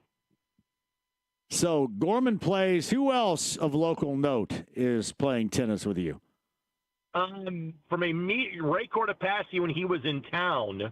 Yeah, he did. Was on my team. And the guy sitting right next to you is a stalwart on the two doubles court. So all right. What you don't know is that Joe, for many years, was the all-time match wins record holder of his days playing at Butler University. Well done, buddy. If I had cash, I'd give it to you, Greg. That's Thank great, you. right here. So now your tennis merges with soccer, and Greg, you had a big one coming up later on tonight. And I know how big things were a year ago with the success the 11 had with the U.S. Open Cup. I don't want to say how easy is it going to be to do or equate to that a year ago, but what's the opportunity that they have before them to be able to kind of counter what they did a year ago that was so successful? Well, frankly, it's going to be a little more difficult because you simply run into the Major League Soccer sides a bit quicker this year. Last year, there were only 8 MLS teams that participated in the Cup. By the time that we saw Atlanta United, the clip that you heard from July of last summer, the match we did down at Kennesaw State, that was already the quarterfinals of the competition. By that point, we had won 3 matches, all against teams either from our league or a league below us, which was MLS Next Pro. So we actually won 4 Open Cup matches last year to get to the semifinals. We enter in round number 3 this year. This is the round of 32, basically. Actually, it's not. The way they staggered it. The teams that win this week all advance to 2 weeks where the MLS sides get sprinkled in. And, of course, winning the Cup would be tremendous. But really what it's about for a club like the Indy 11 is trying to beat a Major League Soccer side. And the best scenario would be to potentially host an MLS team in your venue. In theory, you get a bigger crowd, you sell more tickets, you make more money, etc. So while last year was great, we never beat an MLS team until last year, that winning against Atlanta United. But both of our matches against Atlanta and Sporting Kansas City were on the road. So the ultimate hope is you get a win tonight, draw for the next round comes out tomorrow, and then an MLS team from this area, and it's often kept regional. So perhaps an FC Cincinnati, I don't think Columbus Crew is playing because they sent their 2 team to play in the competition instead, Chicago Fire, etc., St. Louis City, you would hope that you get drawn that one of those teams would come here and that we potentially would play them on Tuesday, May 6th or Wednesday, May 7th. Go ahead, Joe. No, that was well done, Greg. I just want to know for you, I'm going to skip. I'm a really good mentor at the University of Indianapolis, so thank you. I want to know what it's going to be like for you to be a fan tonight, to walk in and not do the game on TV. Yeah, so John, this is a little bit strange. If we're going to do a U.S. Open Cup match, it has to be radio. And we've kind of reserved that when we play MLS teams. So we did the match in Atlanta on radio. We did the match in Kansas City on radio. Fans that are not going to make it down tonight, you can watch the match if you're a Paramount Plus subscriber. The match is at 7:30, but the announcers will be national.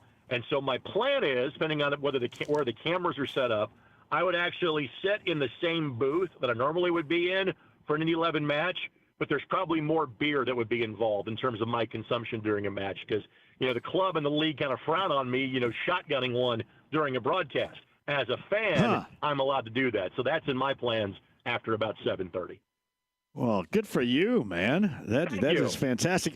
I just know how awesome that whole thing was last year. All the way up through, Sporting KC with that particular match. It seemed like that was pretty special moments you had in this organization's history a year ago.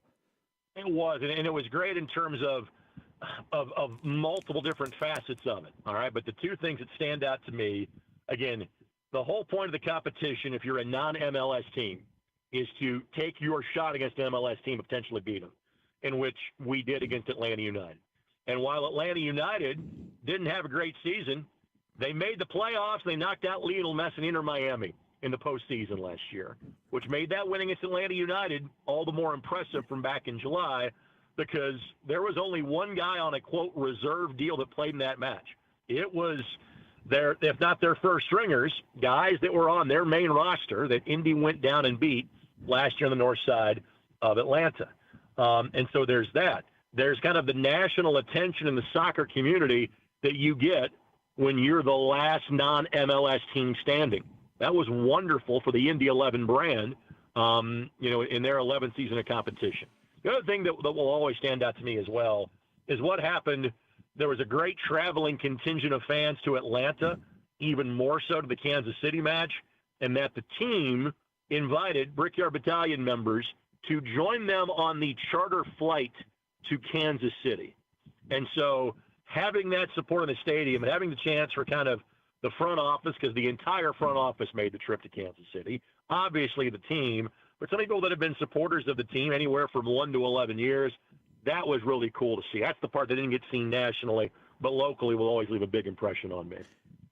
It's Greg Raystraw on the Andy Moore Automotive Group hotline. You've got the Indy 11 Miami FC later on tonight. Hey, what's your expectation? What's this team look like compared to the one a year ago, Greg? So it's very similar.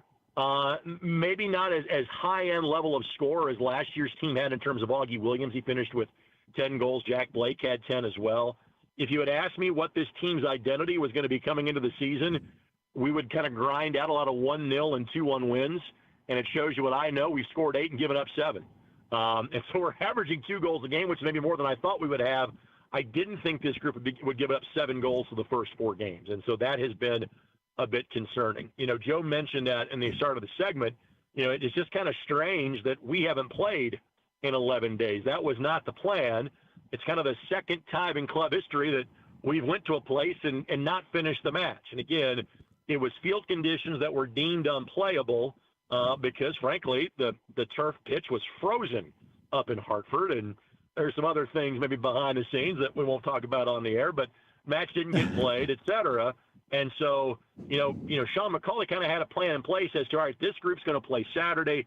This group's going to play on Wednesday. Then we have a really big league match coming up at home on Saturday night. The Charleston Battery to turn into one of the better teams in our league, and we have them at home for their only trip here this season on April the 19th.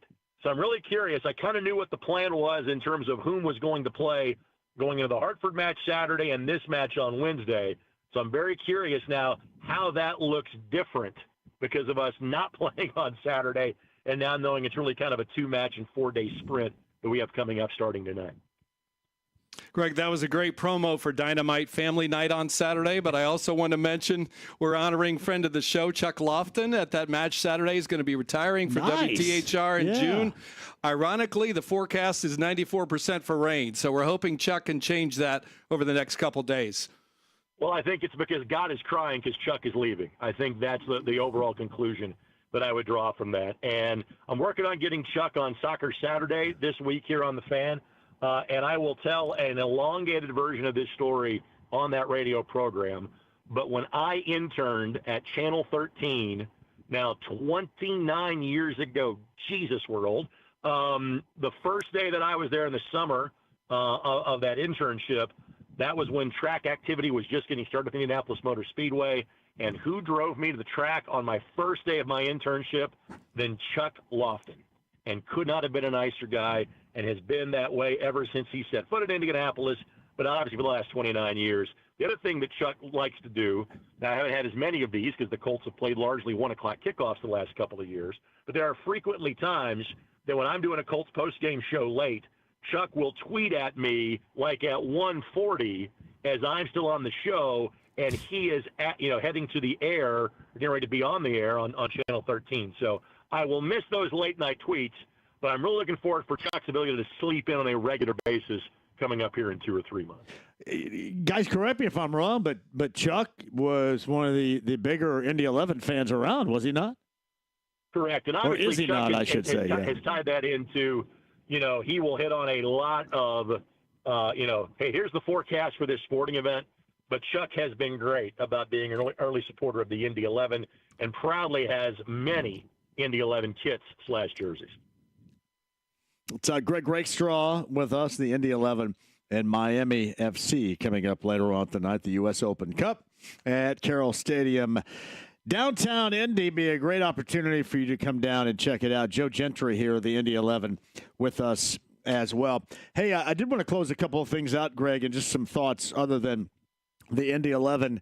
You saw Purdue got a commit today, the Israeli kid, Omar Meyer. What do you think about that? That addition to, Oscar Clough, who they got via the portal, and the team they already have coming back. I mean, obviously, you feel like it was going to be top 3 early season, really early season anyway.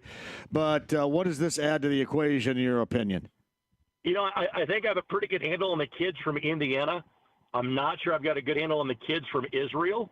But simply put, Smith, Lawyer, Kaufman, Wren, now how does everybody else fit around them? Do you now have that rim protector in the kid from South Dakota State? Do you now have, additional shooting that maybe you lost when Colvin and Heidi and others elected to go other places? So I can't exactly give you chapter and verse. I'm not sure I can even give you a verse on the kid from Israel. But the main thing is your core is back. And to be honest, that is better than most schools have at this point, because there are more schools that are doing complete roster flips than are doing just kind of a piece here and a piece here additions, which is exactly what Matt Painter's putting together for the upcoming season. It's interesting. He played Meyer, by the way, this signee on the inbound to West Lafayette from Israel. He played against Team USA. I think I saw some video of him guarding Carlos Boozer's kid, Cameron Boozer, in the Nike Hoop Summit in Portland, I think, over the weekend. Maybe it was as well. Yeah, at some point, I think it was over the weekend. But kind of interesting to see how quickly all of that evolved. I think most of the time you can kind of watch and look at the Purdue men's basketball handle, and if they start following somebody, you may feel pretty good about the fact that player's coming. You know what I mean? Is this our version of tracking charter flights? We can now do this exactly with Twitter followers. Nice, very nice. Trying to find out the tail number of Jim Irsay's plane fleet right there. Yes, that's what we do. It is remarkable what a couple of kids from Southern Indiana can figure out, isn't it? Oh, it is. It is so easy. All right, one more time. Let's get everybody out here tonight. Great. Can we have maybe a moment where everybody that comes out tonight can have a beer with you? Absolutely. Let's do this in the 11th minute of the match. We'll all tip one out for JMV being at the mic tonight, giving him the official JMV blessing for hopefully an Indy 11 victory and Open Cup play this evening. I feel comfortable in asking both of you, Joe Gentry and Greg Rakestraw, this question in closing here. I know what Wink Martindale, not the defensive coordinator, but the unfortunately now former game show host, no longer with us. I thought he was top 5 all time of game show hosts. Is he in the top 5 or outside the top 5? Where would you slot Wink Martindale, fellas? The two personalities, one real, one fake, that are most responsible for me wanting to get into broadcasting as a little child, or as little as I ever was, Guy Smiley and Wink Martindale. Tic-Tac-Toe was my favorite show growing up as a kid. So absolutely, I am partially doing what I am doing today because of that man. God rest his soul at the age of 91. So would we go with Bob Barker? He's number 1, right? Bob Barker? Yes, of course. Yes. Gene Rayburn, number 2?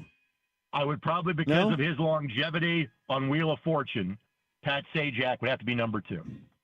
See, I wouldn't put Sajak in my top 5, which is weird, I know, because you have to have Trebek in there somewhere. Maybe 2, maybe 3.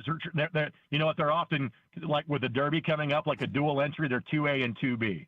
So I would put those two guys together because obviously those two shows were together. Gene would be in that top 5. Wink would probably be on the fringe of that top 5.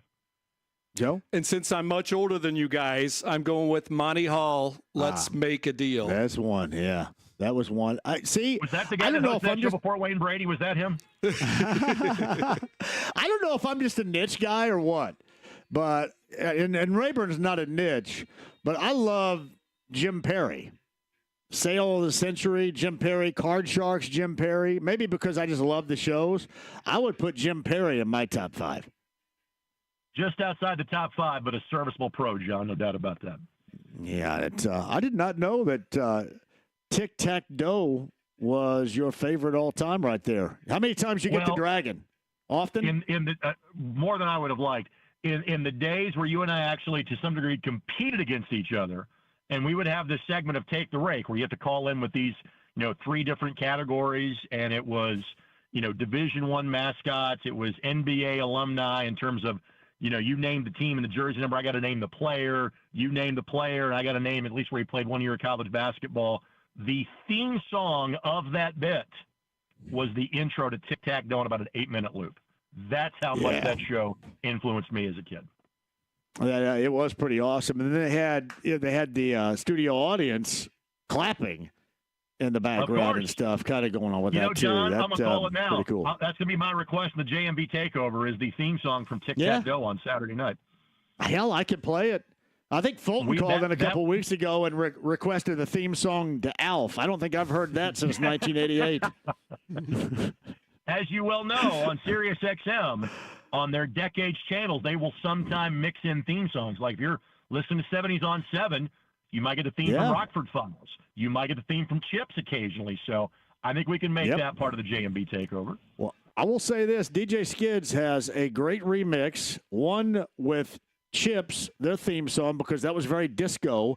And then I believe Peaches and Herb. No, I'm sorry. It's a Taste of Honey, Boogie Oogie Oogie, I think is the remix. And then he has one with The Muppet Show in a remix, too. That theme, which is pretty damn awesome right there. So it's strong. Rockford File's been played. Taxi's been played. Alice has been played. Cheers has been played. Family Ties. So, yeah, I'm pretty deep into the whole theme song thing as well. So I will call in following the Indy 11 broadcast about 9:35 on Saturday night. Have the song ready.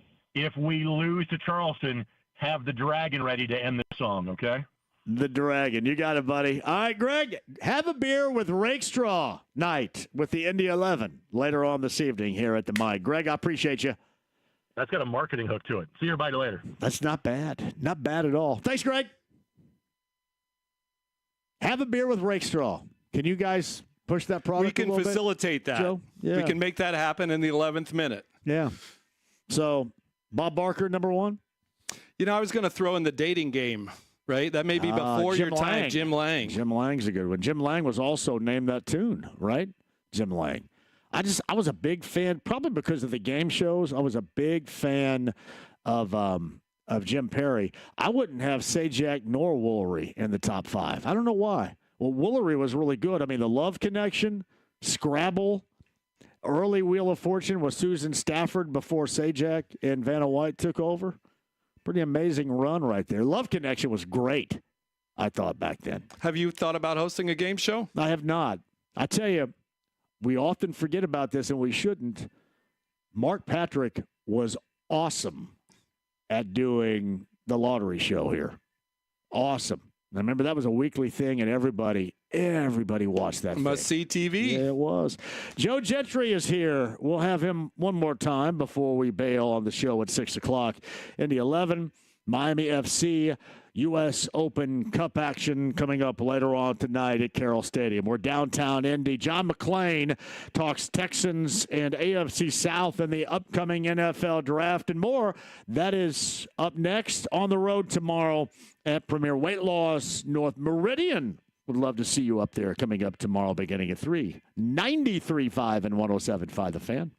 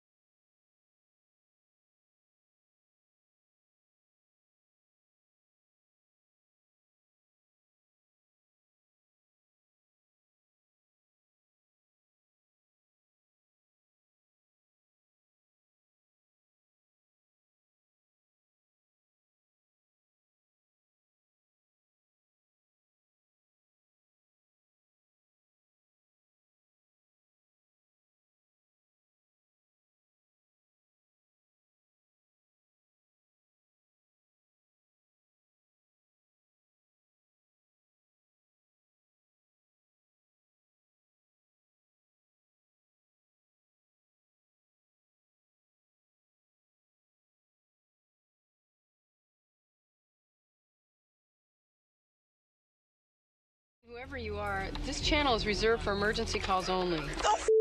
Lady, do I sound like I'm ordering a pizza? 93.5 and 107.5. The Fan. Hey, thank you for joining us. The Indy 11 Miami FC tonight at Carroll Stadium downtown. Behind me, if you're watching via the AAA Membership Lounge, YouTube Live, you can see the pitch. Greg Rakestraw a little bit earlier. Former NFLer, Notre Dame running back and Richmond High School standout, Vegas Ferguson on the show. That podcast with Vegas, it was awesome. In fact, the first time he's ever been on. He's going to be attending that event at the H&H North Fieldhouse with me and Fishers beginning at 11 a.m. on Saturday. That is prior to Game 1 with the Bucks and the Pacers in the first round of the NBA postseason on Saturday afternoon. 12:30 coverage begins, by the way, on Saturday right here on The Fan. Kevin Bowen a little bit earlier, and Matt Miller of ESPN, NFL draft analyst. And along those same lines, joining us now, he's a longtime friend of the show, HoustonTexans.com. From Houston, Texas, we're talking some NFL and draft with a good friend, John McClain, who's with us. Hello, John. How are you? Couldn't be better. Great time of the off season, getting ready for the draft. It's my 49th. Incredible right there. Do you have, John, a favorite year that stands out to you as far as this draft is concerned? A favorite draft? A favorite draft year, yeah. Well, I thought the most interesting was when COVID forced everybody indoors with Roger Goodell coming from his basement. I thought that Bill Belichick and his dog, Mike Vrabel's son, on the toilet in the background. There were so many interesting things that happened that year. And then my first one in 77, there was no ESPN, so there was no broadcast.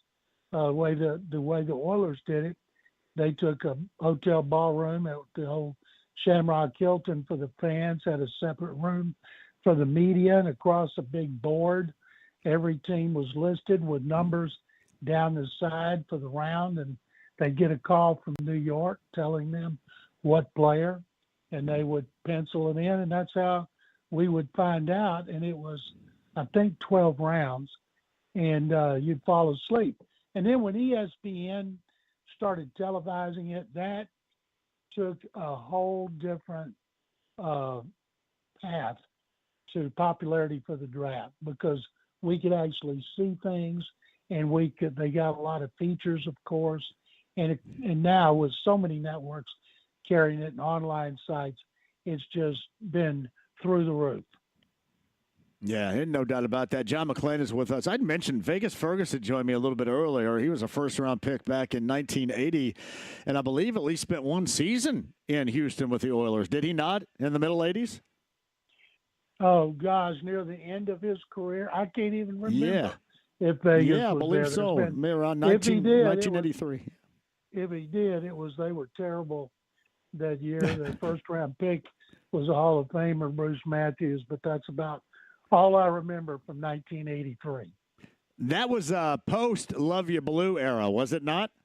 Oh yeah, they were. That era ended when they fired Bum Phillips and broke up Love You Blue with Bum Phillips and Earl Campbell and Dan Pastorini. Yeah. Those were great days.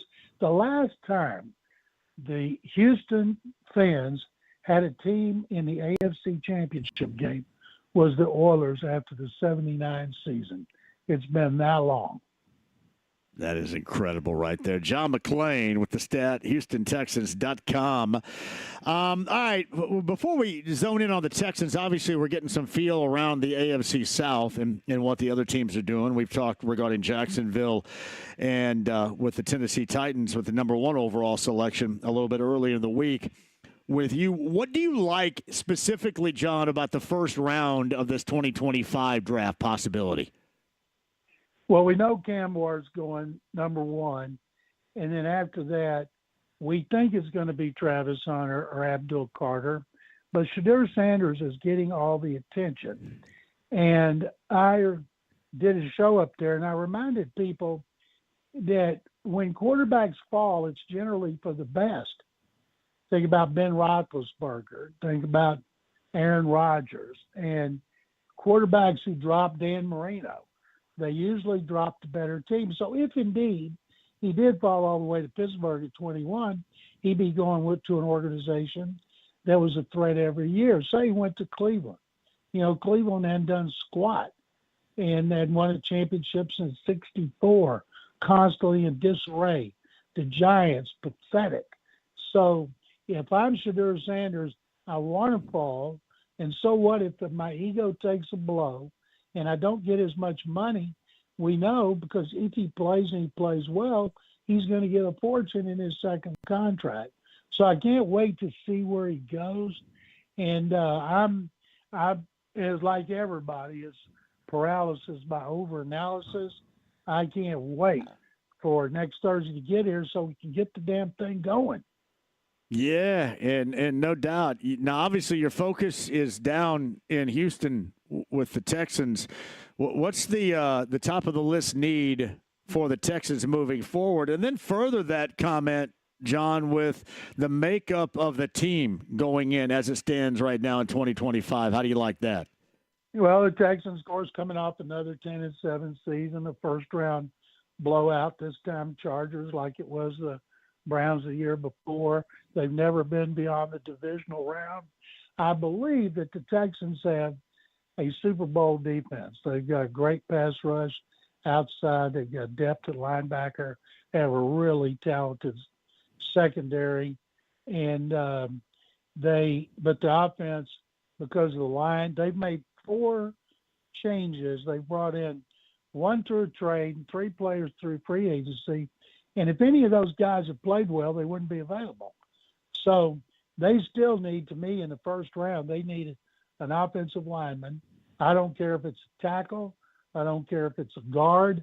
The player that I would like to see them get, depending on the physical, would be Josh Simmons, the offensive tackle from Ohio State, who blew out his patellar tendon in October, because had he not suffered that injury, he might be the first offensive lineman on the board, even if they had to wait a year. But I'm pretty confident they're going to take one. They also need a wide receiver, but there's no need to do that in the first round. Their top 3 receivers last year, Nico Collins 3, Stephon Diggs 5, Tank Dell 3. So I think they're going to take an offensive lineman, and I also believe they will take a wide receiver in the first 2 rounds. When you look back at the past 2 seasons, and obviously, success versus postseason and maybe not living up to expectations, how do you size up both C.J. Stroud under center and where this franchise is with expectations going into this season? C.J. Stroud was outstanding when he was protected. He had the worst offensive line in pass protection I can remember, and they still went 10-7, blew out the Chargers. Now, I never thought they were a Super Bowl team. I told everybody that. But people around the country just went crazy. After one good season playing a last-place schedule, they went to a first-place schedule, which they have again. They had an offensive lineman get beat off the ball immediately, 41% of the time, which was by far the worst in the NFL. And Stroud, there was a stat that I saw about how much time he had to throw.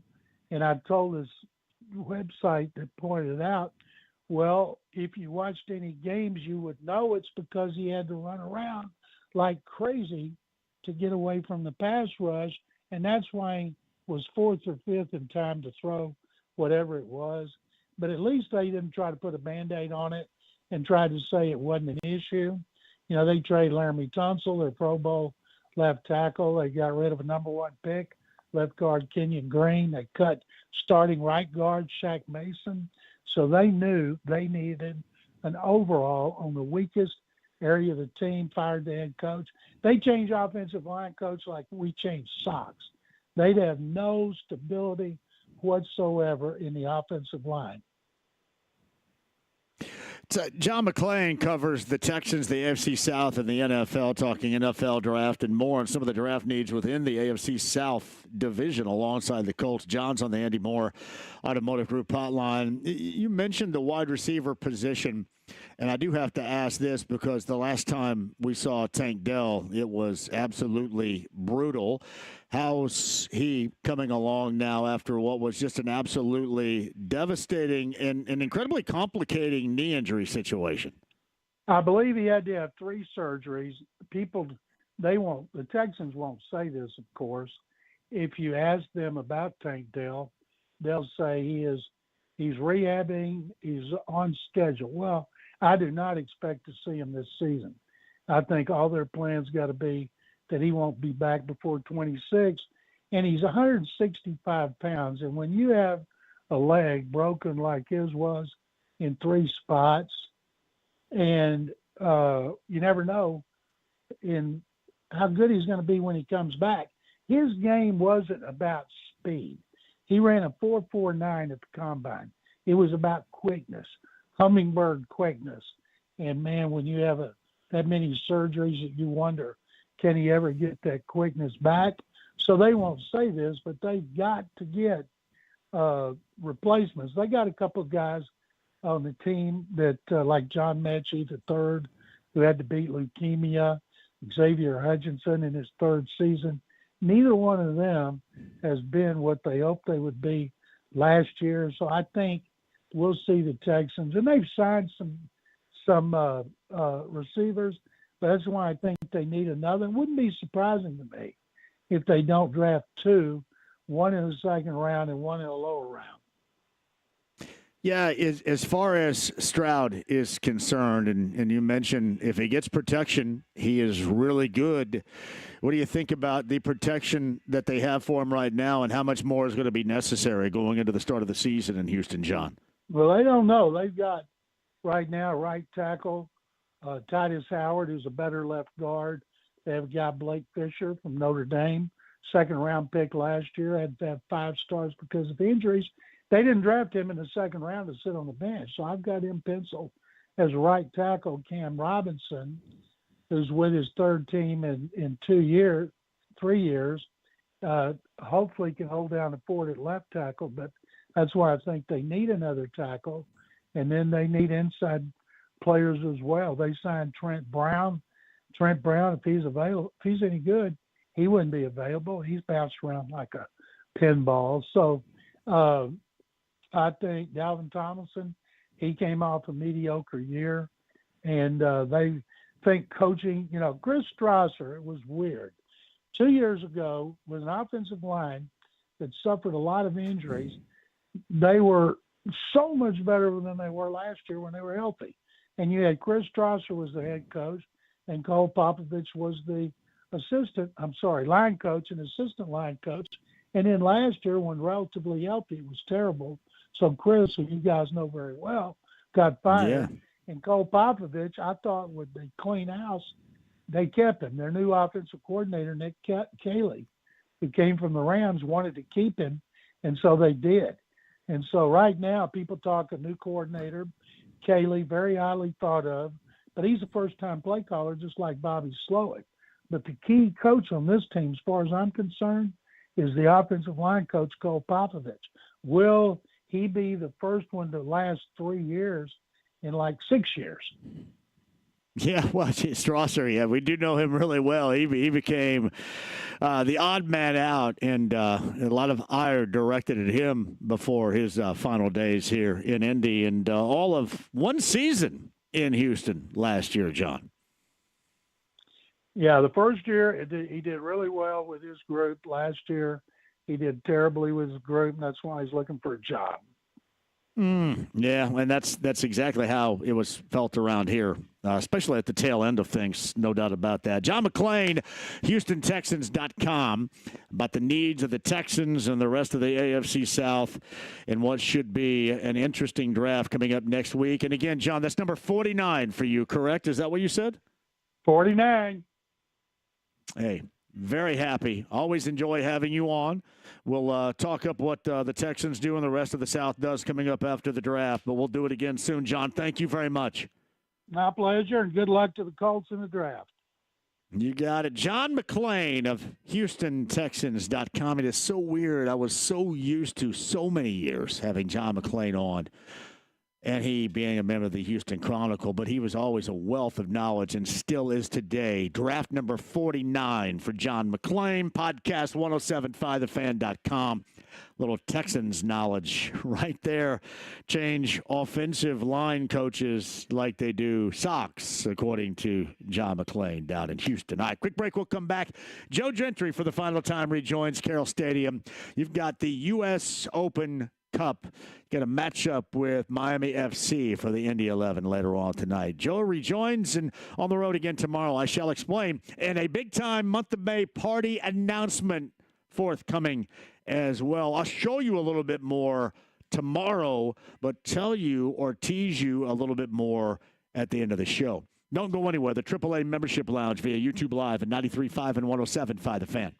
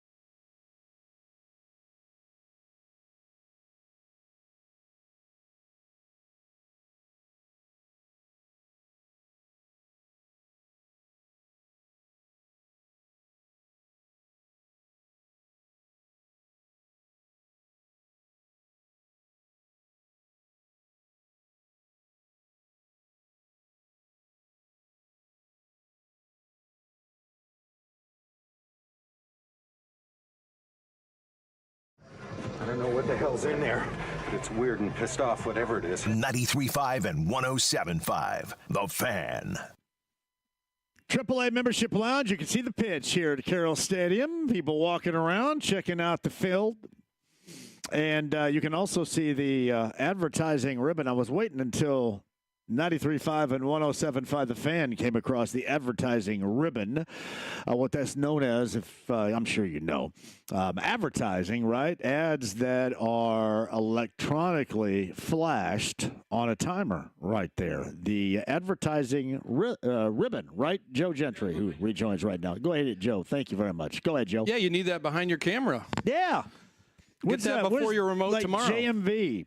We should have had like JMV popping up there the entire time. Well, it was up on one side. You couldn't see the sucks part. That was out of the sucks range. was right down on the other end. I will say this. I mentioned this because this is a track stadium, that the press box is at the start-finish line, which is not the center of the pitch out there. Yeah, I have to explain that to visiting media. I bet you're you like, do. okay, I got a great spot. Oh, wait a second. I'm at one end of the field. So 1987 Pan Am Games, and then the Olympic trials in 88, Florence Griffith Joyner. Oh, Flo Joe. Right here, so much history with track and field, and the track's still around the stadium. And Indianapolis. The IHSAA track finals? I don't think that's they're not here anymore? now, but I know IU. We see IU Indianapolis practicing here, the men's and women's team, along with their soccer teams, and little history back to the 80s. Hey, make sure everybody knows before we have to bail, Joe, about tonight and the U.S. Open Cup with the Indy 11. Yeah, we just finished March Madness, right? And the Masters on Sunday. Win and you move on, lose and you're done. So this is the third round of the Open Cup. Indy 11 reached the semifinals last year, and this is a start, as Coach Sean McCauley pointed out, right? If you don't win the first game last year at Chicago Fire 2, then none of the rest of this happens. And so it's about tonight and finding a way to get a W here. And looking forward to a good crowd. Greg Rakestraw will be here entertaining and not broadcasting tonight. He will be having beers with Rakestraw tonight. Absolutely, in the 11th minute of the first half. And then we mentioned Saturday night, Chuck Lofton out here. Dynamite family night. So we usually play our matches Saturdays at 7, which is a good time. Pacer fans can celebrate the win that you're calling for on Saturday afternoon, and then come back out here at 7 o'clock.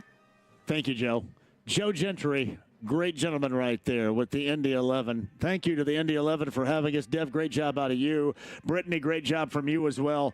Premier Weight Loss North Meridian, I'd love to see you coming up tomorrow. So we'll check you there at 3 o'clock. And a huge month of May party announcement coming up, especially with the JMV takeover. We've done it before on location at Mystic Waters Campground now twice. This is going to be different. You'll love it, I promise. I'll explain and have some video footage to help explain coming up tomorrow as well. Again, on the road, we'll look for you. Premier coming up tomorrow, North Meridian. And Chad Buchanan, Pacers general manager, talks first round playoff series. That is tomorrow. Talk to you at 3. Have a great night.